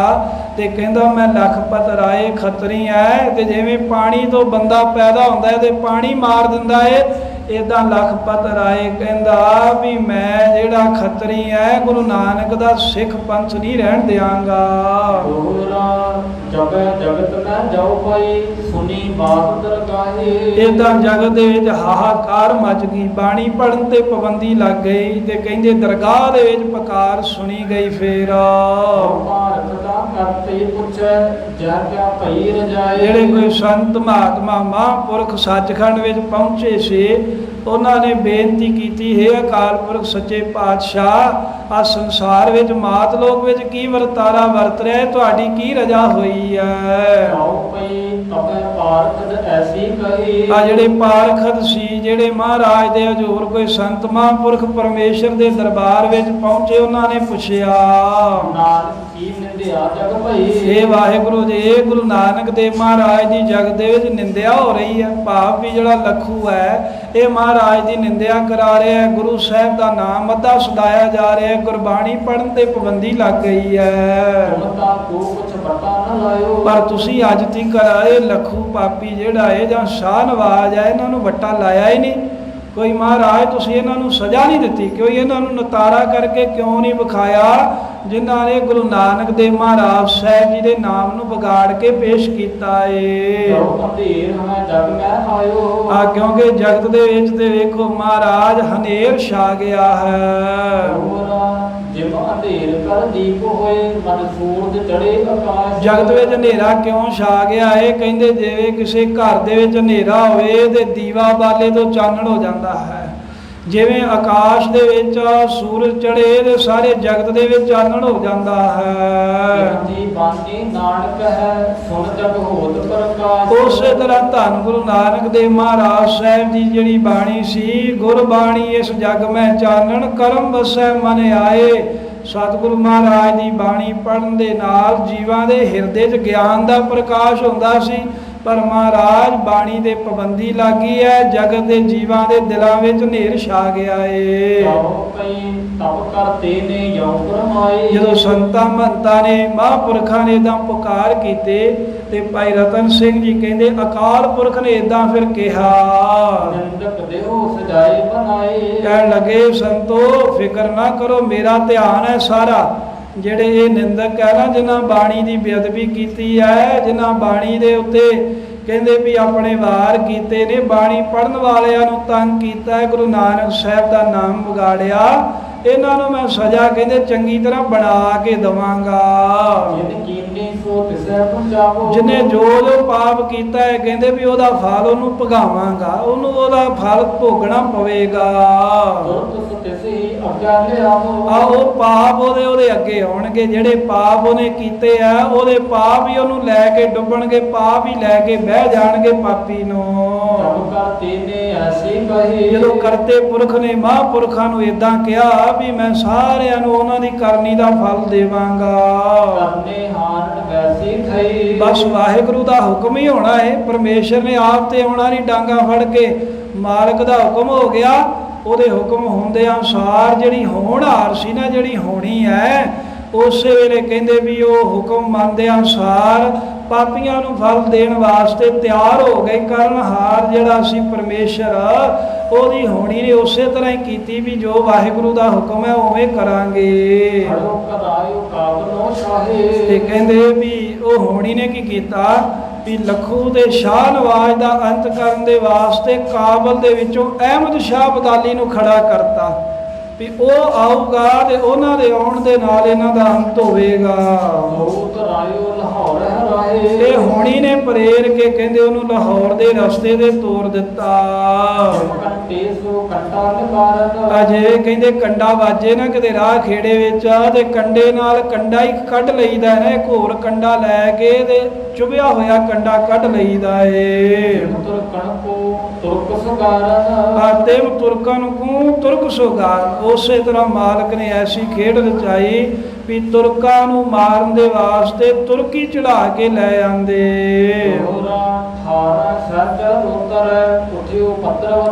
ਇਹਦਾ ਕਹਿੰਦੇ 1804 ਬਿਕਰਮੀ ਦੇ ਵਿੱਚ ਬੜਾ ਭਾਰੀ ਉਪਦਰ ਉੱਠਿਆ। ਫੇਰ ਨਾਦਰ ਸ਼ਾਹੀ ਕੋ ਮਾਰ ਕੇ ਆਇਓ ਅਹਿਮਦ ਸ਼ਾਹੀ। ਨਾਦਰ ਸ਼ਾਹ ਆਇਆ ਸੀ ਨਾ 38 ਦੇ ਵਿੱਚ ਆਇਆ ਸੀ ਚੜ ਕੇ। ਨਾਦਰ ਇਹਦਾ ਅਹਿਮਦ ਸ਼ਾਹ ਅਬਦਾਲੀ ਦਾ ਉਸਤਾਦ ਹੀ ਲੱਗਦਾ ਸੀ, ਗੁਰੂ ਲੱਗਦਾ। ਇਹਨੇ ਆਪਣੇ ਉਸਤਾਦ ਨੂੰ ਮਾਰ ਕੇ ਉਹਦੀ 2-2.5 ਲੱਖ ਫੌਜ ਸਾਂਭ ਕੇ ਸਾਰਾ ਮਾਲ ਮਤਾ ਆਪਣੇ ਅਧੀਨ ਕੀਤਾ। ਤੇ ਫਿਰ ਅਹਿਮਦ ਸ਼ਾਹ ਅਬਦਾਲੀ ਚੜ ਕੇ ਭਾਰਤ ਦੇ ਉੱਤੇ ਆਇਆ ਏ। ਜਿਵੇਂ ਅਹਿਮਦ ਸ਼ਾਹ ਅਬਦਾਲੀ ਦੇ ਨਾਲ ਲਾਹੌਰ ਵਾਲੇ ਰਲ ਗਏ ਤੇ ਲਾਹੌਰ ਵਾਲਿਆਂ ਦੇ ਨਾਲ ਰਲਣ ਕਰਕੇ ਦਿੱਲੀ ਵਾਲਿਆਂ ਨੇ ਅਹਿਮਦ ਸ਼ਾਹ ਨੂੰ ਤੇ ਭਜਾਤਾ ਇੱਕ ਵਾਰਾਂ, ਤੇ ਪਰ ਉਹਦੇ ਨਾਲ ਰਲਣ ਕਰਕੇ ਇਹਨਾਂ ਨੂੰ ਗ੍ਰਿਫਤਾਰ ਕੀਤਾ। ਲਖੂ ਨੂੰ ਜਿਵੇਂ 10 ਲੱਖ ਟਕਾ ਦੇ ਕੇ ਦੀਵਾਨ ਕੌੜਾ ਮਲ ਨੇ ਆਪਣੇ ਹਵਾਲੇ ਕਰਕੇ ਜਿੱਥੇ ਲੋਕ ਆਪਣੀ ਗੰਦਗੀ ਕਰਦੇ ਸੀ ਉਸ ਟੋਏ 'ਚ ਸੁੱਟ ਕੇ ਜਿਵੇਂ ਇਹਦੀ ਸਾਧ ਸੰਗਤ ਬੇਪਤੀ ਕਰਕੇ ਮਾਰਿਆ ਇਹਨਾਂ ਦੀਵਾਨ ਕੌੜਾ ਮਲ ਨੇ, ਉਹ ਪ੍ਰਸੰਗ ਆਪਾਂ ਆਉਣ ਵਾਲੇ ਸਮੇਂ ਦੇ ਵਿੱਚ ਸਰਵਣ ਕਰਾਂਗੇ। ਇਹ ਪਰਮੇਸ਼ਰ ਦੀ ਦਰਗਾਹ ਦੇ ਵਿੱਚ ਮਹਾਂਪੁਰਖਾਂ ਦੀ ਪੁਕਾਰ ਸੁਣੀ ਗਈ ਹੈ ਤੇ ਇਹਨਾਂ ਪਾਪੀਆਂ ਦਾ ਜਿਵੇਂ ਅੰਤ ਹੁੰਦਾ ਹੈ, ਇਹ ਕਥਾ ਆਪਾਂ ਮਹਾਰਾਜ ਸਾਹਿਬ ਜੀ ਦੇ ਖਾਲਸੇ ਦੇ ਇਤਿਹਾਸ, ਖਾਲਸੇ ਦੇ ਉਦਮ, ਖਾਲਸੇ ਦੇ ਬਲ ਦੀ ਸਰਵਣ ਕਰਕੇ ਲਾਹਾ ਪ੍ਰਾਪਤ ਕਰਾਂਗੇ। ਸਾਧ ਸੰਗਤ ਜੀ ਪੰਥ ਦੀ ਕਥਾ ਹੈ। ਵੇਖੋ ਕਥਾ ਕਰਦੇ ਆਪਾਂ ਬਹੁਤਾ ਇੱਧਰ ਉੱਧਰ ਬਖਿਆਣ ਨਹੀਂ ਕਰ ਸਕਦੇ, ਪਰ ਸੋਚ ਕੇ ਵੇਖੋ ਵੀ ਕਿੰਨੀ ਬਿਪਤਾ, ਕਿੰਨੀਆਂ ਮੁਸੀਬਤਾਂ ਸਿੰਘਾਂ ਨੇ ਝੱਲੀਆਂ ਕਾਸ ਵਾਸਤੇ, ਧਰਮ ਦੇ ਵਾਸਤੇ ਵੀ ਖਾਲਸਾ ਪੰਥ, ਖਾਲਸਾ ਧਰਮ, ਸਿੱਖ ਧਰਮ ਸਦਾ ਕਾਇਮ ਰਹੇ। ਆਪ ਮੁਸ਼ਕਲਾਂ ਝੱਲੀਆਂ, ਉਹਨਾਂ ਸ਼ਹੀਦਾਂ ਸਿੰਘਾਂ ਨੂੰ ਨਮਸਕਾਰ ਹੈ, ਭੁੱਲਾਂ ਗਲਤੀਆਂ ਬਖਸ਼ ਦੇਣੀਆਂ।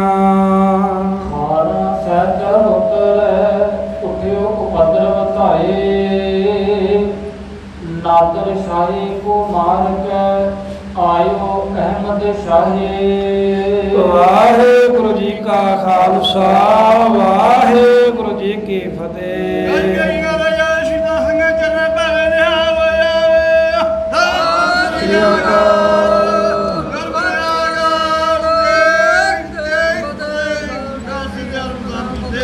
ਵਾਹਿਗੁਰੂ ਜੀ ਕਾ ਖਾਲਸਾ ਵਾਹਿਗੁਰੂ